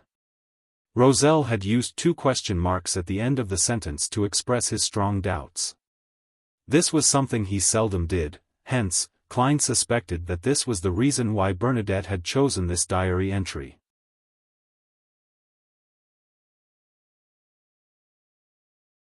Chapter 891, Strange Chapel. The mysterious leader of the Twilight Hermit Order enjoys sitting there, silently watching everyone converse. Once he wishes for something to be done, the matter can very quickly reach a consensus. This really matches the characteristics of the spectator pathway. I'm increasingly convinced that he is Amon's brother, the other son of the creator, Adam. In his later years, the Emperor learned plenty of secrets from Mr. Dorr and was probably able to come up with similar conclusions. As Klein compared the descriptions in the diary with what he already knew to come up with theories and verify them, he cast his gaze down to read the rest of the content of the page. March 11th. The more I recall what happened yesterday, the more afraid I am. A demigod existence had his fate decided with just a few words. He didn't even have the chance to express his disapproval. And the makeup of the ancient secret organization convinces me that, apart from dealing with the 7 Orthodox churches, there is nothing that they can't do. Even the toppling of a nation isn't impossible. How lucky I am to be pulled into this organization, otherwise, who knows if I might one day suffer an unexpected assassination I cannot resist. I'll die with my eyes wide open. This kind of organization that hides behind the scenes, secretly passing judgment on others, while determining the life and death of the target is really unacceptable. Even if I'm one of their members, I'm still appalled and feel fear deep down. This world is so much more dangerous than Earth. Perhaps just being born with relatively high spirituality, randomly flipping through an ancient tome, sitting normally on a ship doing business, taking in the beauty of some lady, entering some castle because of one's love of traveling, being woken up by fighting next door in the middle of the night, or creating something that's of meaning, these would be enough to cause one to die a baffling, tragic death. And this is one of the reasons that drive me to improve myself, to advance myself, to gain the ability to determine my own fate. I can definitely succeed. I'm the protagonist of this era, ha. March 12th. I feel there's a need to seek out some material regarding the fourth epoch, third epoch, and even the second epoch. The experience that came from joining that ancient secret organization tells me that there might be countless secrets hidden here, the kind that will influence the direction of an epoch. Unfortunately, such information is astonishingly rare. They're either kept by the church, or they have been destroyed. I believe that I'm unlikely to gain much simply by relying on my subordinates. The best method is still to raise my sequence. It will allow me to gain a higher status and greater power in the church. From this diary page, it's obvious that the Emperor's act of establishing contact with Mr. Dor had happened very long after he joined the Twilight Hermit Order. Perhaps he was already a high-sequence beyonder, otherwise, there was no way he could withstand Mr. Dor's ravings. Compared to the Emperor, it's so much easier for me to investigate history. I have his diary for the fourth epoch. There's the City of Silver for the second epoch. From time to time, I can even encounter the evil spirit that was formed by a king of angels. In the middle of his life, the Emperor seems to tone down on his illusions of grandeur. Klein flipped to the second diary page with a relaxed attitude. May 18th. I've been having nightmares recently. I dream of myself wearing ancient silver-gray armor and sitting beside a cliff. In front of me is silence, and there's a bottomless black fog beneath me. It was filled with corruption and evil. Merely looking at it was enough to influence me. Towards the end, my face grew complicated, jet-black patterns as I monitored the abyss. My skin turned hard and I had the feeling that sticky liquid was flowing across the surface of my body. My eyes completely lost their reason. It was a reflection of the abyss. It was the reflection of the abyss which I saw and attempted to enter last month. As this nightmare becomes more frequent, I realize that extreme thoughts are becoming a common occurrence for me. Occasionally, the anger from being beaten up might lead me to hoping to rip apart the limbs of my target. Also, dark red lumps are growing on my back. My body temperature is also gradually decreasing. Is this a form of corruption from the abyss? I have to think of a way to confirm and resolve it. For the time being, I cannot get the church's help, otherwise, I'll have to divulge the existence of the primitive island and the abyss. Yes, I can find the priests and bishops of the eternal blazing Sunday. They're more skilled at purification. May 19th. Through some connections, I received some secret treatment. My entire being felt a lot more relaxed. All the anomalies that happened to me have turned for the better. Amidst my joy, I also thought of a problem. I had only explored the periphery of the abyss, without making contact with any high-level devils. I even had an object on the Black King that could resist corruption, yet, I was affected without realizing it and even had signs of being corrupted. Those criminal pathway beyonders would make sacrifices to high-level devils from time to time, the corruption they suffer must be even worse. Over time, it's probably untreatable, and they can only be cleansed, both body and aura. Likewise, high-sequence beyonders, especially angels, should be able to exert influence on low- and mid-sequence beyonders of the same pathway. And due to the difference in level, there are corresponding limitations on distance. When one becomes a true god, there's a high probability that they can communicate across the whole world and spirit world without any obstructions. This begs the question. Am I being influenced to a certain extent by the god of craftsmanship? No, should I say the god of steam and machinery? This is quite scary. It appears that only by becoming a demigod that I will be able to escape this influence. Thankfully, since the fifth epoch, there hasn't been any examples of true gods leaving the astral world to descend upon the land. Likewise, pathways without true gods do not have such severe problems. May 20th. After a period of being dispirited, I've returned to the social scene. Fuck, those bastards have been secretly mocking me, saying that the reason for me not coming out recently has to do with me having too much fun and turning weak. Just because my dark eye circles are more obvious because of my nightmare-induced poor sleep quality? Hee, I want to let them know what it means by the difference in one's talent. I wonder what an angel's influence is like on a low or mid-sequence beyonder. The transmission of ravings over great distances? Automatic characteristic attraction? Regardless of where it is, as long as one's honorific name is chanted, one will have the godhood to reply.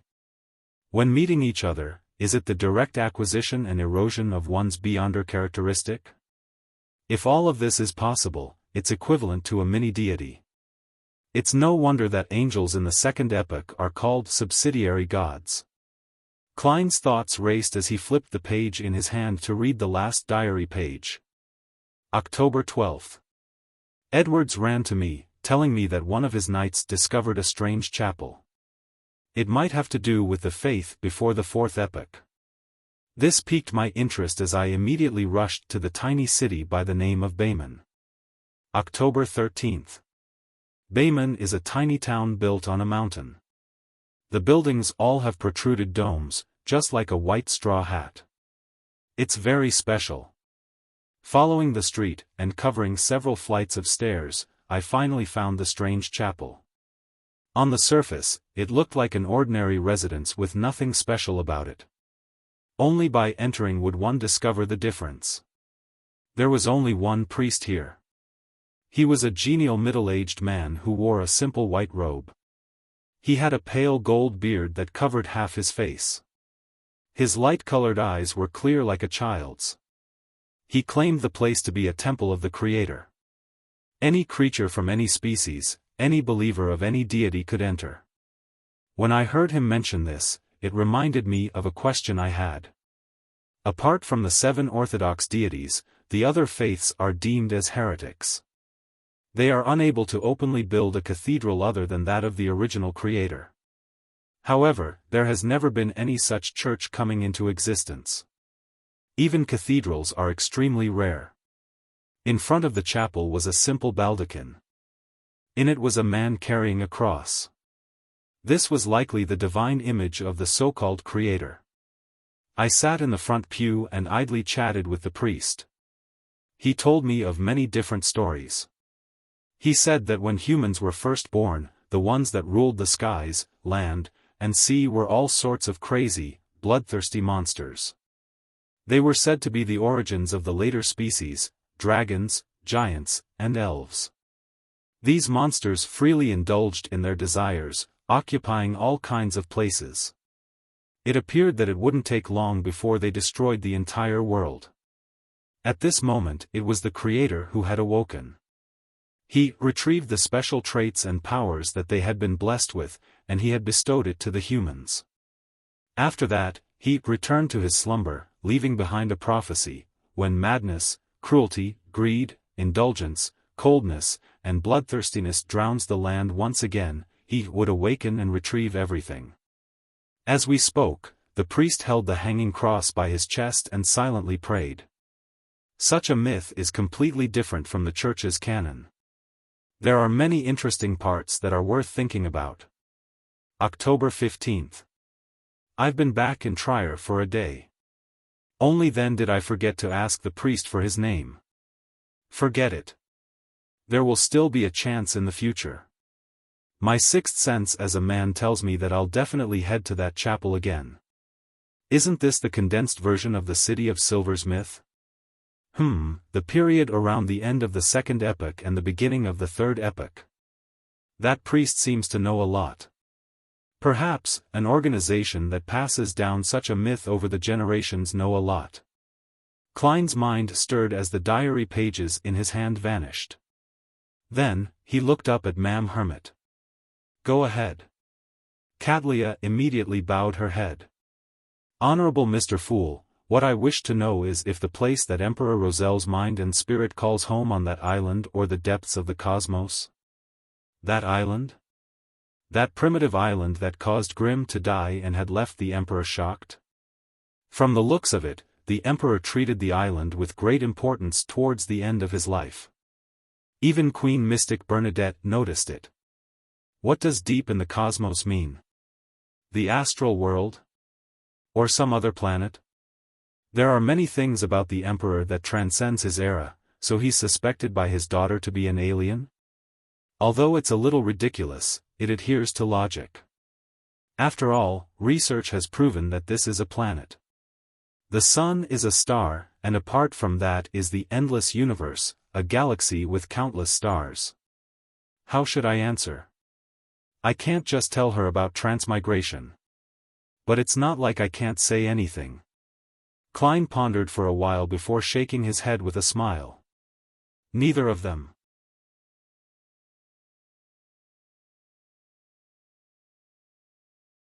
Chapter 892, Individual, Comprehension, Neither of them. Katlia ruminated over Mr. Fool's reply, suddenly feeling at a loss as to the true meaning of the question. She originally imagined that the place that Emperor Rosel's mind and spirit called home had to involve something philosophical or mystical. For example, the island might refer to the divine kingdom of the deity of his faith, the depths of the cosmos referred to the astral world, indicating Emperor Rosel's belief in surpassing himself in his quest for a deity's throne. In the end, Mr. Fool answered that it was neither. This denied nearly every possibility, making it difficult for her to think of any other answer.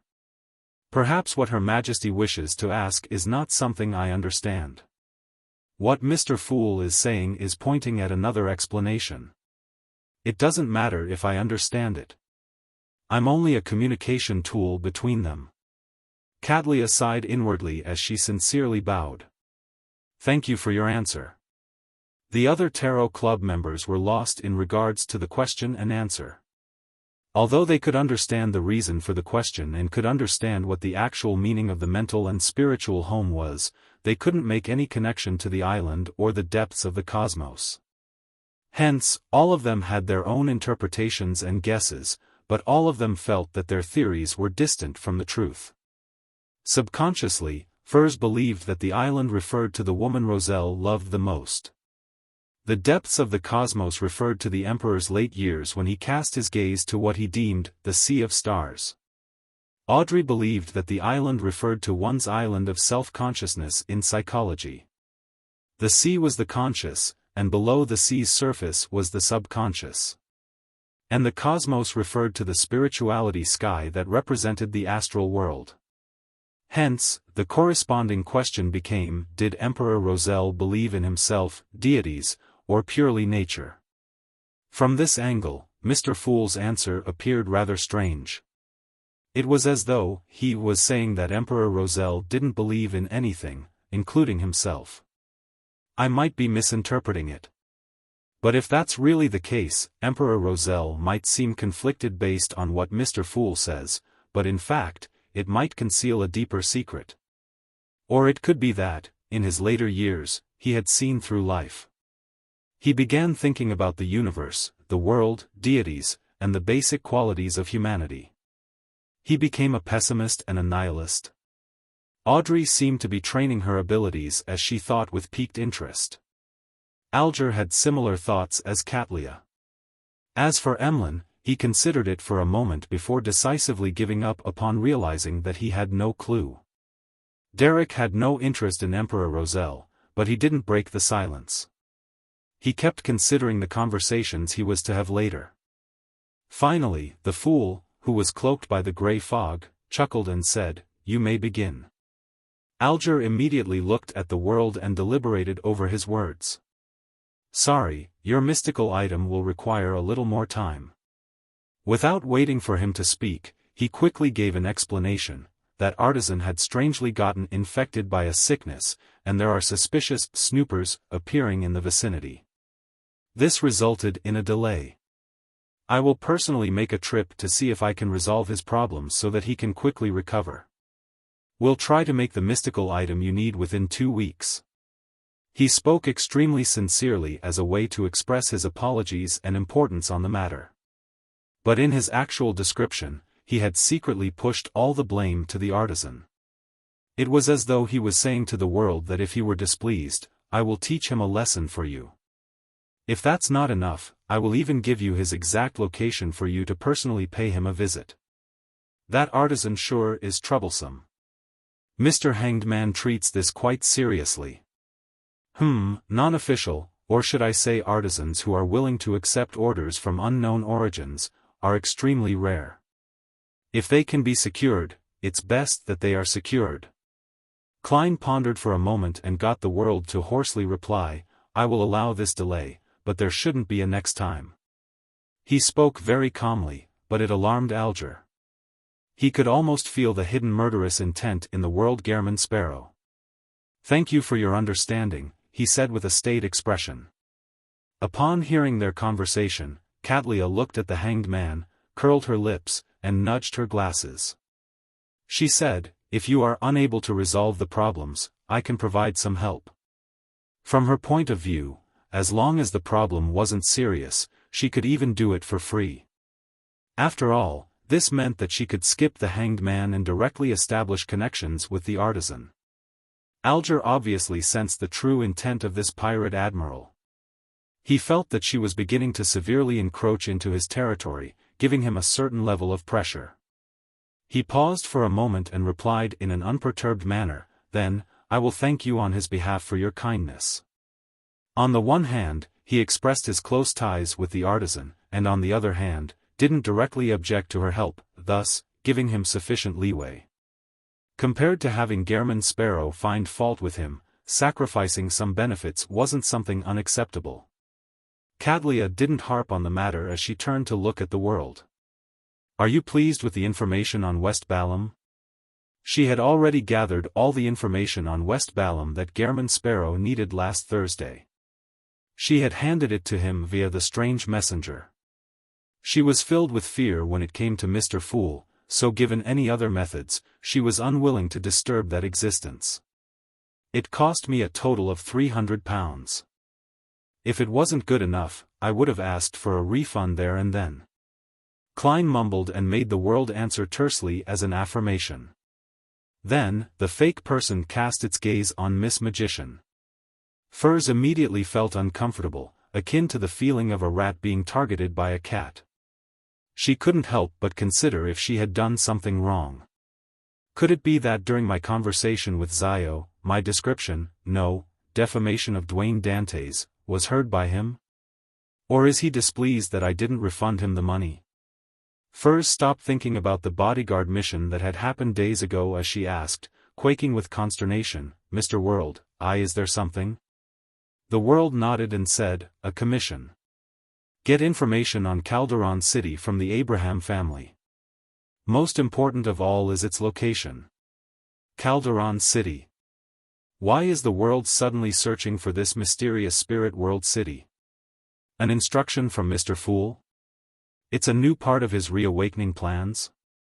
Katlia had some idea about Calderon City, so she was quite perplexed. The other Tarot Club members, including Furs, didn't know what city the world was looking for. All they could do was maintain their silence. Among them, Emlyn felt that he had heard of it before, but he couldn't recall the exact details. About 4 seconds later, Furs forced a smile.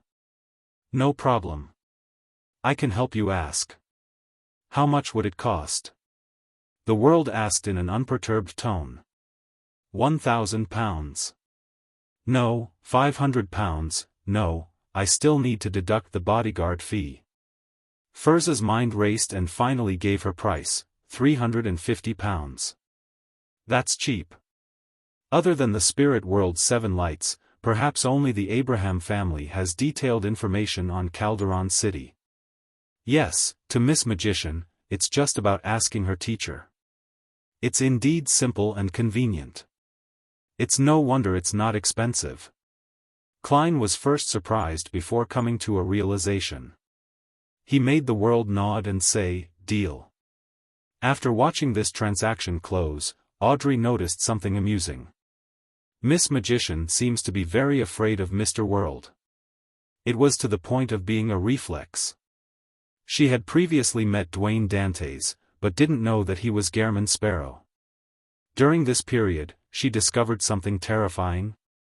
I'll arrange to meet her and Zio at Glaint's place. Let's see if I can figure out something. Audrey thought as she indiscernibly nodded. At this moment, seeing that the world had nothing else, Emlyn hurriedly looked at the sun. "Do you have the sequence 5 Beyonder characteristic of the artificial vampire?" "I haven't accrued enough merit points." Derek didn't feel ashamed this time. On the contrary, he felt that Mr. Moon was being overly anxious. How could the points needed for a sequence 5 Beyonder characteristic be so easily amassed? Emlyn turned his head disgruntledly when he suddenly recalled something. He hurriedly said to Miss Magician, "I have clues to the cursed item and remnant spirituality from an ancient wraith. I'm waiting for more detailed information. This might not be an item to give to you directly, but one to provide you with some information about where you can find an ancient wraith in the vicinity of Backlund." Upon saying that, Emlyn thought and said, £300. This means that I have to hunt the ancient wraith myself? Based on various mysticism rumors, this is quite a powerful monster. After hearing what Mr. Moon had to say, Furza's first reaction was that it was a dilemma. Her second reaction was to commission the hunting mission to Mr. World. She was certain that he could quickly and successfully complete it. But upon the thought that hiring Mr. World might cost far more than what the ancient wraith was worth, she felt that it was better to attempt it herself. "I'll wait until Zio becomes an interrogator. Together, we should have a higher chance. Besides, I still have Lamino's Travels with me. On it is a demigod-level high-sequence Beyonder power and Angel's Embrace. There are plenty of unique Beyonder powers in it, and below that of high-sequence Beyonders, it's practically a divine artifact. I have little actual combat experience since I'm fleeing most of the time. This is an opportunity." Furs quickly made a decision and said to the Moon, "Emlyn, deal." After confirming some other matters, the transaction segment came to an end. Klein got the World Gehrman Sparrow to beat Mr. Hanged Man to the punch by looking around and saying, "My preliminary investigations regarding Backlund's Quarren's suicide has borne fruit."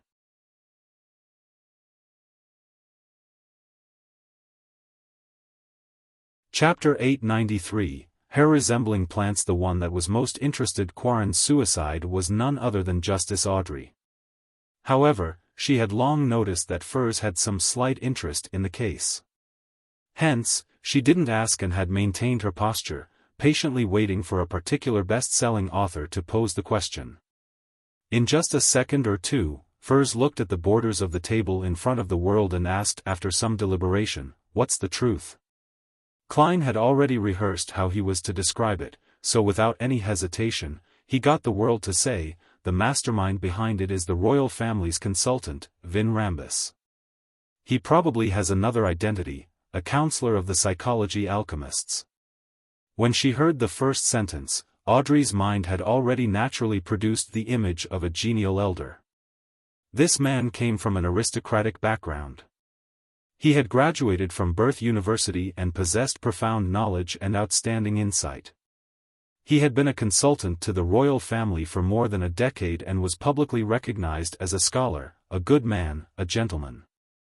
Audrey had previously suspected that Quarren's suicide might have been instigated by the royal family, but she never expected the mastermind to be the genial, amiable, kind, and humorous Vin Rambus. When the World announced the other identity of the man, she found herself unable to hide her alarm and puzzlement. Vin Rambus is a Beyonder? He's a counselor of the psychology alchemists? This also means that he might be a demigod. I've seen him so many times, but I've never connected him to the mysterious world. I always found him to be solely a scholar, a knowledgeable scholar. If Mr. World wasn't misled in his investigations, I'd really find it unbelievable. That Vin Rambus, who's known to be helpful to others, would treat a life with such coldness. He coldly made a child lose his father, a wife to lose her husband, parents to lose their son. He usually presents himself to be cultured and loving. Politics is dirtier than I imagined. Same for the royal family. Speaking of which, I have yet to meet a counselor of the psychology alchemists. I've never made contact with their upper echelons. I never expected that this secret organization is almost no different from the cults like the Aurora Order and Numinous Episcopate. Our Tarot Club is better. Mr. Fool is always stopping or disrupting the plans of the evil gods and devils. While Audrey's mind was in chaos, Alger acutely sensed the brewing problems in Bakland's political climate. He felt that various factions were interlinked and that there were many secrets. They formed a massive bucket of explosives that could explode at any time.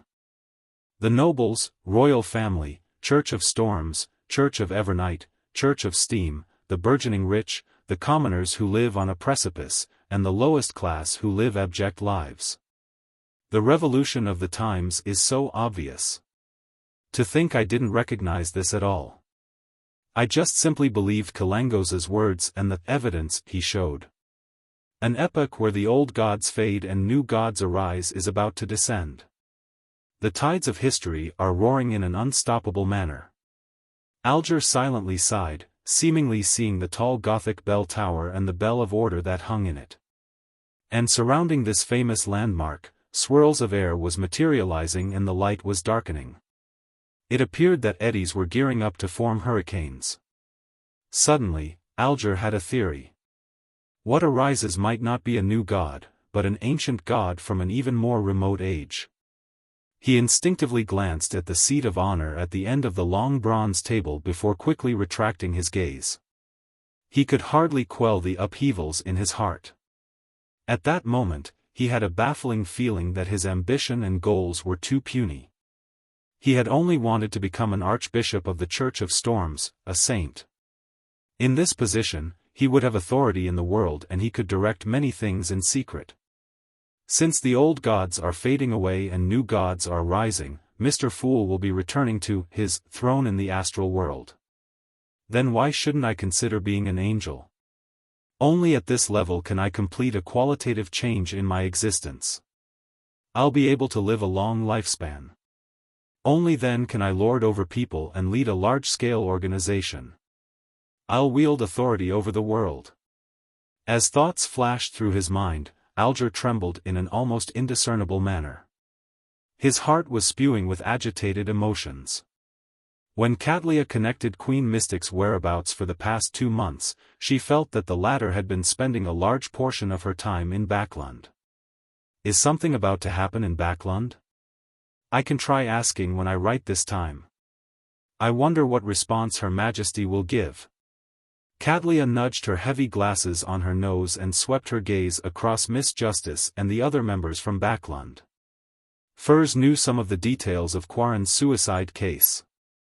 She knew that the victim had acted on his own the entire time and that he wasn't controlled. She also knew that the witnesses believed without a doubt that everything was a result of Dwayne Dante's. Comparing this with the actual situation had induced a deep sense of fear towards the counselor of the psychology alchemists. She didn't wish that she would one day find out that her thoughts and hobbies were all a result of someone else's doing. How is this different from being a puppet? A high-sequence beyonder of the spectator pathway is terrifying. However, this is really good writing material. Currently, the science of psychology already has hypnosis. In my next book, I want to write about a sick girl liking a gentleman. She uses hypnosis to make him fall in love with her. The ending climax is when she discovers that the gentleman is actually a master hypnotist. Furs gaped her mouth before closing it again. She didn't ask further about Vin Rambus since she didn't know him at all. Klein's sharing of Vin Rambus was mainly to warn Miss Justice. He wanted her to be careful and wary of this psychology alchemist's counselor. Now, seeing that his goal had been achieved, he said, "There's another matter. Help me take note of Brigadier General Kona's Kilgore. He's the deputy director of MI9. On the surface, he's only a Sequence 5, but in actual fact, he's a Black Emperor pathway demigod. He possesses rather potent spiritual perception and can sharply detect that others are observing him." Kona's Kilgore. Audrey repeated this name inwardly and realized that she had no impression of this gentleman. Either we have little overlap in our social circles, to the point of just nodding at each other when bumping into one another without asking who the other is, or he keeps an extremely low profile. He doesn't attend such gatherings often. If I have a chance, I should ask Kantz. He's from MI9. He definitely knows this superior of his. Audrey was no longer surprised that Kona's was a demigod despite being a Sequence 5 in name. From her point of view, it was common for members of an intelligence agency to be in such situations. Alger and Katlia had more or less heard of the high-ranking member of MI9, Kona's Kilgore. However, they lacked a deeper understanding of the matter, so all they could do was refresh whatever they knew and remind themselves to be especially careful when encountering anything to do with the person in question. Seeing that Mr. World had nothing else to share, Derek didn't wait for Mr. Hanged Man to ask. He said, "I've made a new friend again." He paused for a moment before getting to the crux of the matter. The area he patrols includes the former chief's mausoleum. He told me that the 6-member council has yet to open the door that leads underground. However, through the cracks on the outer rocks of the mausoleum, there are luxuriant and strange plants growing out from them. They look like human hair. The 6-member council has 3 demigods. Even if there are some out on expeditions and aren't in the City of Silver, the other 3 likely control a certain powerful sealed artifact or have grazed an evil spirit, giving them nearly demigod strength. Despite joining forces for so many days, they haven't managed to open the entrance to the former chief's mausoleum. This means that it's quite a serious problem. Also, what's the reason for plants that resemble human hair to suddenly grow? One question after another arose in Klein's mind as he waited for the Hanged Man to ask Little Sunday. He knew that the former would definitely have questions. Alger, who finished listening quietly, frowned slightly before relaxing his brows. After some deliberation, he said, "Apart from that, are there any anomalies? Is the one in charge of opening the mausoleum that shepherd Elder Lovia? It's not her. The chief is present too." Likewise for 2 other elders, Derek answered seriously. "There aren't any other anomalies for the time being." Alger nodded and said, "Very good. Maintain your present state. Establish communications with more people. Keep a note of any changes with that mausoleum." After being praised, Derek hurriedly nodded as he answered eagerly. After a few more exchanges of words, the gathering naturally began the learning segment. Furs had planned on asking what the pharaoh mummy was for, but after seeing the world, she shut her mouth. When the gathering ended, Klein, who had returned to the real world, turned on the tap and washed his face and hands before patiently waiting for night to come. When the time came, he would be riding on a military airship to Desi Bay. Southern continent, Barents Harbor. As the Golden Dream was cruising south in the fog sea, Danitz only took a few days to arrive at the harbor northmost of West Balam. He draped himself with a dark-colored cloak and carried a suitcase. Wearing the sun brooch inside his clothes, he carried an iron-black boxing glove close to his chest. He was walking down the harbor's roads and was out while sweating profusely. He felt that he was already armed to the teeth, far stronger than he was before. Once out the harbor, Danitz glanced to his sides and extended his hand to stop a carriage. When the carriage driver saw him, he set out a string of words. "What is he saying?" Danitz looked blankly at him. It took him a few seconds to recall one thing. He didn't know the local language, Dudanese, at all. And back when he came to West Balam, he had his captain, a polyglot, leading the crew. He didn't need to worry that he didn't understand anything.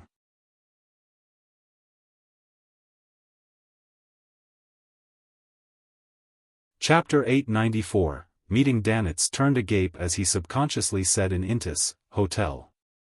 The air seemed to instantly freeze as Danitz looked at the carriage driver's dark brown skin, coarse and messy black hair, rather soft facial contours, and blank expression.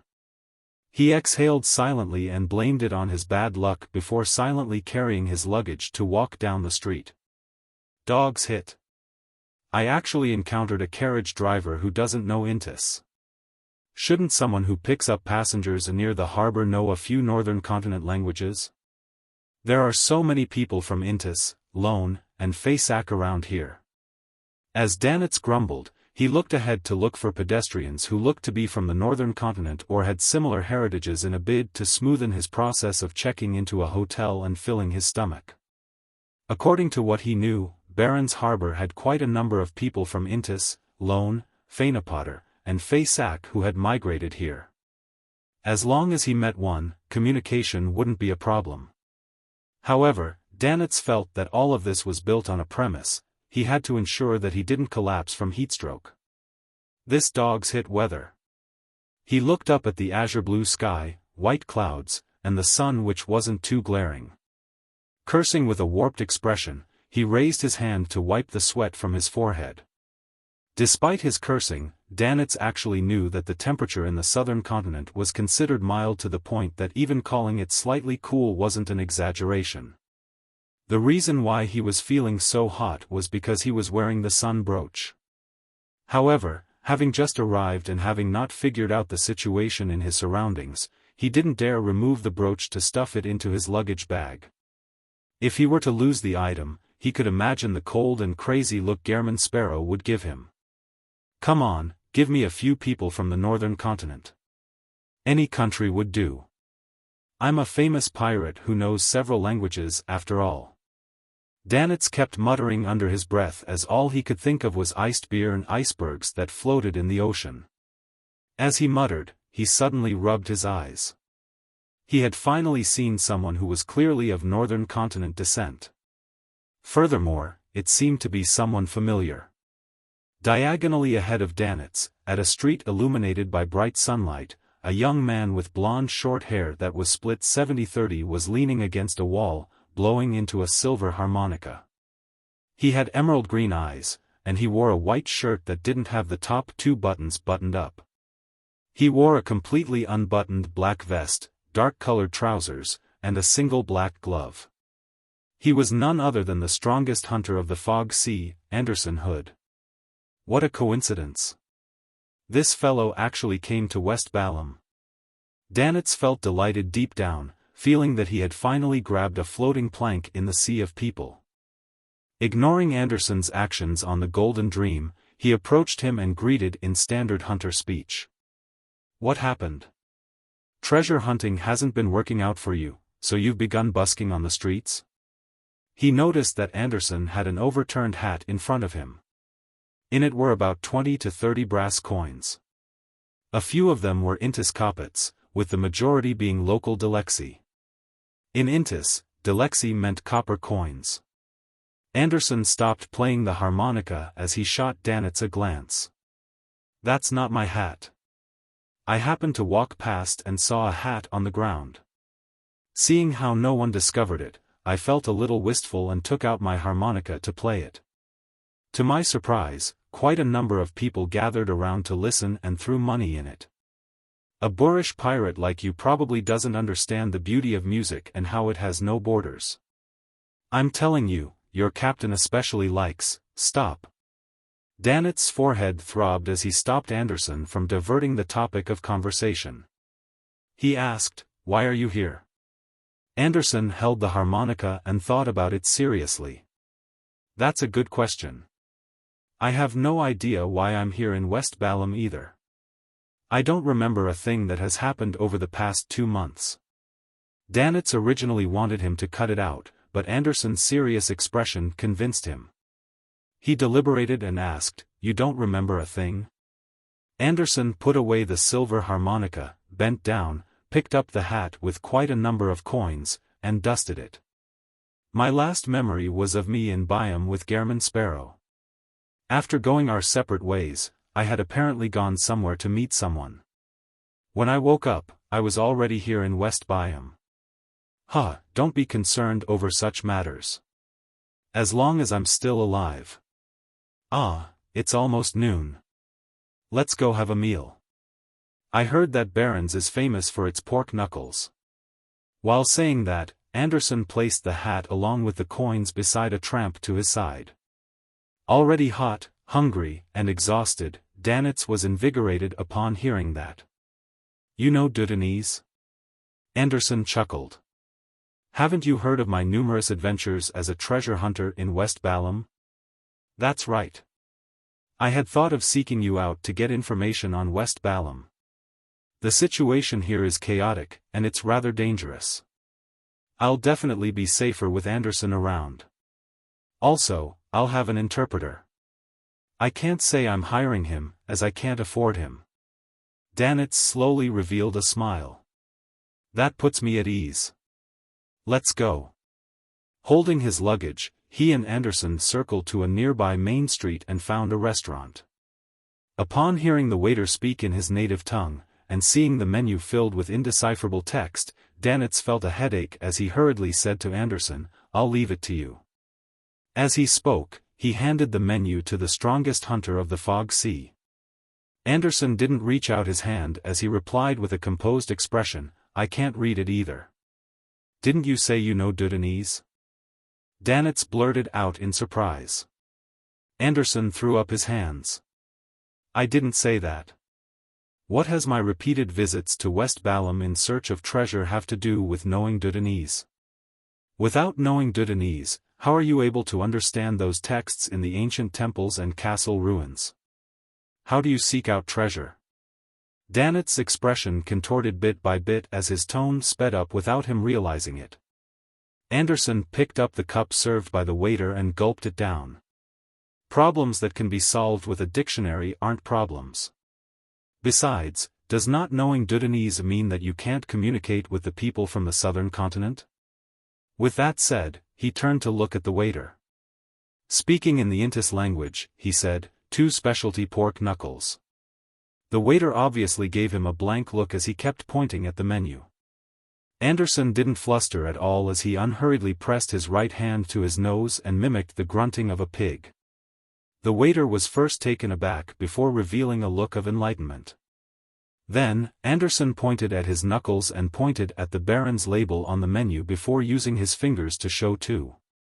$. As the waiter spoke in an accented Dudenese, he repeatedly nodded to show his comprehension.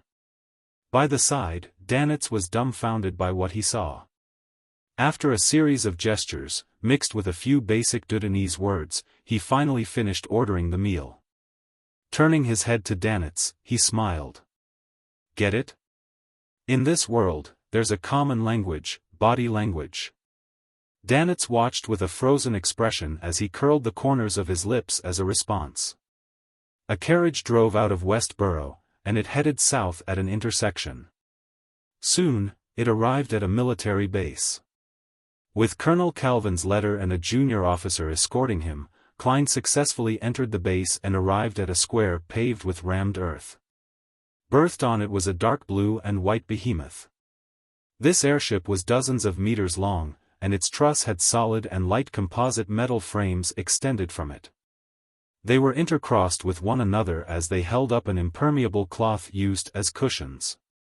Beneath it were openings mounted with machine guns, projectile launchers, and cannons. At this moment, the ignition steam engine had yet to hum, and the corresponding propellers were still static. Everything appeared extremely silent. Klein handed his documents and proof of identity to the officer on guard by the gangway. After receiving permission, he walked up onto the airship with his suitcase in hand. It was like a ship with 3 sections. The uppermost section had complicated machinery and a cargo hull. The middle section had a hall for buffets and balls. Surrounding the hall were hallways that led to the upper and lower sections. These hallways included lounges. As for the lowest section, they were the rooms for the machine guns, projectile launchers, and cannons, as well as the soldiers' cabins. Walking by the guards equipped with rifles, Klein followed the instructions he received from the officer and found the lounge reserved for him. He placed his luggage beside a sofa-like chair. Then, he picked up a cup of water on the table, walked to the window, and took in the scenery outside. To be frank, although he knew a little of everything, it was really only a little. Therefore, he didn't understand the design principles used for this new airship model. He didn't know how high it could go or how stable it was in midair. This left him a little uneasy. Before setting off, he had even done a divination above the gray fog. He received a revelation that he would arrive at his destination rather smoothly. There seems to be a safety belt. This world's airship industry has plenty of years of history. They have quite a bit of experience accumulated in all aspects. Klein was just about to retract his gaze and admire the decorations inside the room and the candlelight when he noticed a group of people approaching airship 1345. They were men and women, all of them wearing thin, black trench coats and red gloves. They were carrying leather suitcases of varying sizes. Only one of them wore a mysterious medium's robe. She had blue eyeshadow and blush, and she was none other than Daly Simone. And behind the lady was the black-haired, green-eyed Leonard Mitchell. While no one noticed it, Leonard's footsteps suddenly slowed down. Then, he looked up at the midsection of the airship. His eyes reflected the gray-sideburned and blue-eyed Dwayne Dantes, who was wearing a suit and bow tie. This gentleman was standing behind a window, revealing a genial smile as he raised the cup in his hand.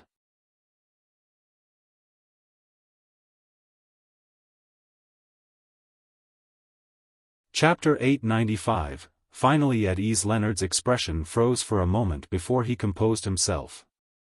He had already remembered that Dwayne Dantes was working with the military and was preparing to sell a batch of firearms and cannons to West Balam. Therefore, even though it was surprising to see this gentleman appear on a military airship, it wasn't jarring in any way. The only issue is why he's heading to West Balam so quickly. Amon's arrival has also exerted some pressure on him. Leonard's mind raced as he leveled his gaze and walked up the gangway with his teammates to the midsection and entered a huge lounge reserved for them. Not long after the red gloves took their seats, a deep hum sounded. The rotating of the propeller and all kinds of frictional sounds were heard. It caused the floorboards and walls to gently shake. As the tremors increased in intensity, it turned into a wobbling motion as the airship rose up and slowly regained its stability. Klein had already sat down and buckled his seatbelt. He was looking at his surroundings out of curiosity as he experienced a different form of flight. The takeoff isn't too stable. The altitude is also rather low, but without encountering any hurricanes, the tremors are still all right. I wonder how it was done. Klein looked diagonally at the windows ahead without any intention of unbuckling his seatbelt or walking around. This wasn't acrophobia even if he had a mild fear of heights. This was because he was briefly wearing creeping hunger and had the ability of short-distance flight and teleport. He was only seriously acting like a desi tycoon who was riding on an airship for the first time. At this moment, Klein's spiritual perception was triggered. He hurriedly clicked his teeth and activated spirit vision.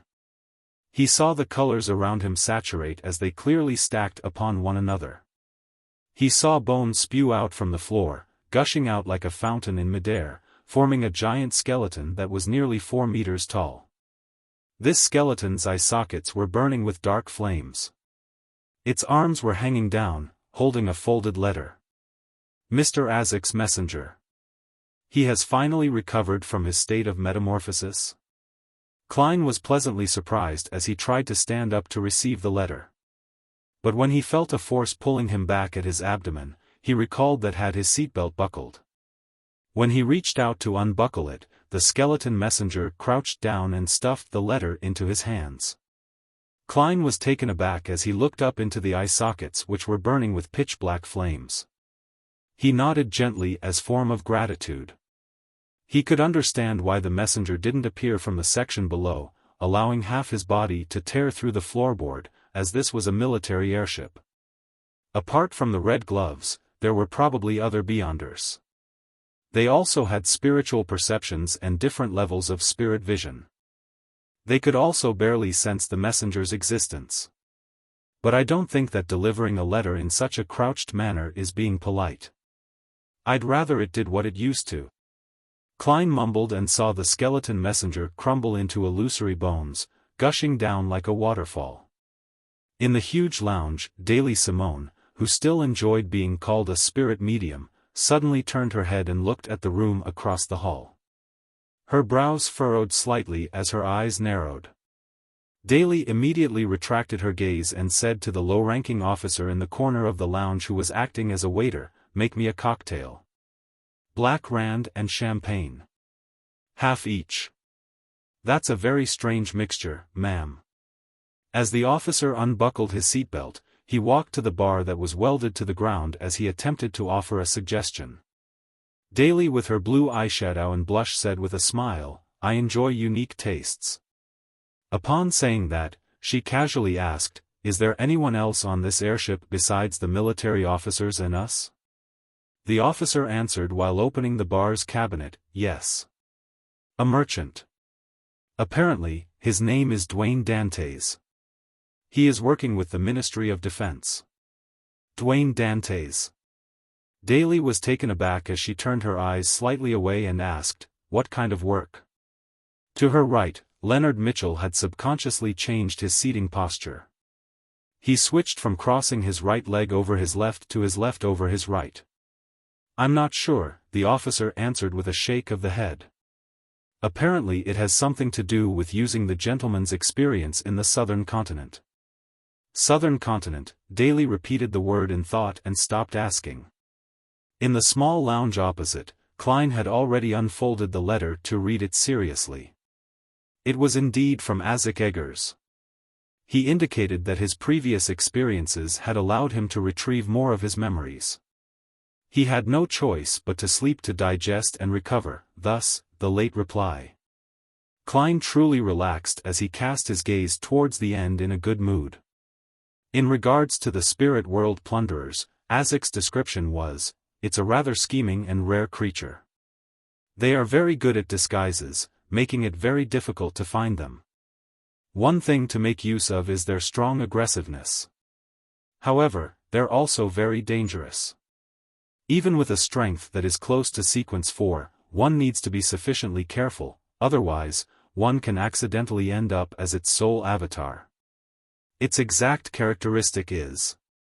I'm not sure nor am I able to recall where spirit world plunderers are most active. I suggest you pray to Ayar Moria. He is very friendly to humans and will be willing to answer similar questions while wielding authority in such matters. The ritual's key is the correct honorific name and symbol. Once you have the clues to a spirit world plunderer, you can wait a while. I might be able to provide you some help. How can I bother you?" Klein raised his right hand and pinched the two ends of his mouth. He then flipped the page and read the final page. "Likewise, I will help you seal that glove once again. It's not that I do not wish to teach you the way to seal it, but it's unlikely that you can do it. This requires the power of the underworld, requiring, at the very least, an undying to do it. All right. I should quickly have some free time. I recall you mentioning about Death's Ring. Mr. Isaac's changes don't seem too significant. At least I can't tell from the letter." Klein slowly exhaled as he flicked his wrist and ignited the paper in his hand, turning it to ashes before it floated into the trash can that was welded to the floor. Although he didn't receive the whereabouts of spirit world plunderers from Isaac, he could also determine that this descendant of death similarly didn't remember Calderon City. He also guessed that this mysterious spirit world city likely had nothing to do with the underworld, otherwise, Mr. Isaac, who had already restored connections with the underworld, should have recalled something about it. Even so, Klein still planned on replying to ask more about Calderon City. Regardless, one should always have hope. Also, I should inform Mr. Azik that I'm in the southern continent. Klein seriously considered the contents of his reply. However, he didn't immediately write it, afraid that the act of summoning the messenger would be noticed via the spiritual perception of the other Beyonders on board the airship. As he turned his gaze, Klein looked out the window once again. It was dark and silent. Looking at the dark sky with the concealed crimson moon, Admiral of Stars Katlia retracted her gaze, picked up her pen, and deliberated over her words. The answer is neither. She was originally somewhat perplexed as to why Queen Mystic hadn't directly asked what home was. Instead, she had attached two guesses. This made it easy for the question to receive an ineffective answer. But on second thought, she believed that Queen Mystic had thought it through in a way far better than she could have. This was because this question was posed to a secret existence that was suspected to be an ancient god. As the number of diary pages she could provide had numbered about 20, with each attempt giving her an answer, therefore, just 3 pages, even if they were of high value, made it difficult to be equivalent in value to a key question of where Emperor Roselle's mental and spiritual home was. The secrets concealed within might even be more important than a single card of blasphemy. And Her Majesty's question seems stubborn. She doesn't seem willing to switch to something else, therefore, she specially added 2 choices, hoping that she could obtain an answer via elimination or directly obtain confirmation. In contrast, this lowers the value of the question. It then abides by the principle of equivalent exchange. As Katlia thought, she recalled something. Back then, she was still young and was being educated on all kinds of information. Queen Mystic would test her and tell her that in regards to answering a question, there were 3 opportunities for reducing the difficulty. First, was to eliminate a wrong option. Second, was to request the help of some specific person on the ship. 3, was to pray to one of the 7 lights to receive the answer. Of course, the prerequisite to doing that was to complete the ritual herself. Clearly, Queen Mystic had chosen to use the first method to reduce the difficulty. Did Her Majesty have such an experience when she was little? After eliminating the 2 wrong options, I wonder how close she is to the real answer. Katlia's expression unnaturally softened as she wrote, according to the intelligence I've gathered, there's a storm brewing in Backland. I wish you well. She didn't directly mention the deputy director of MI9 or the royal family's consultant. After all, they were news shared between the Tarot Club. It wasn't something she had asked herself and tacitly acquiesced by Mr. Fool to inform Queen Mystic directly. Folding the letter, Katlia summoned Queen Mystic Bernadette's messenger. Baron's Harbor. It was twilight. Danitz and Anderson found a hotel opened by an Intis immigrant, finally experiencing the convenience of not having any language barriers. After putting down their luggage, Danitz immediately headed towards the staircase wearing a cloak and his boxing glove. Anderson leaned against the opposite door and asked in amusement, "Is there anything else?" Danitz immediately gave a sarcastic chortle. "I'm heading out to buy a dictionary. This is way more reliable than your body language. In a few days, I might even be fluent in a few common words." Anderson stroked his chin with his left black-gloved hand. "Your boxing glove was created from that giant's remains, right? What are its negative effects?" Danitz blurted out, being rash, often acting before thinking. As he spoke, he fell silent. "You're tuning in to the Xiaofan's Wuxia Tales YouTube channel. Don't forget to subscribe and join us on this journey to catch the most captivating stories.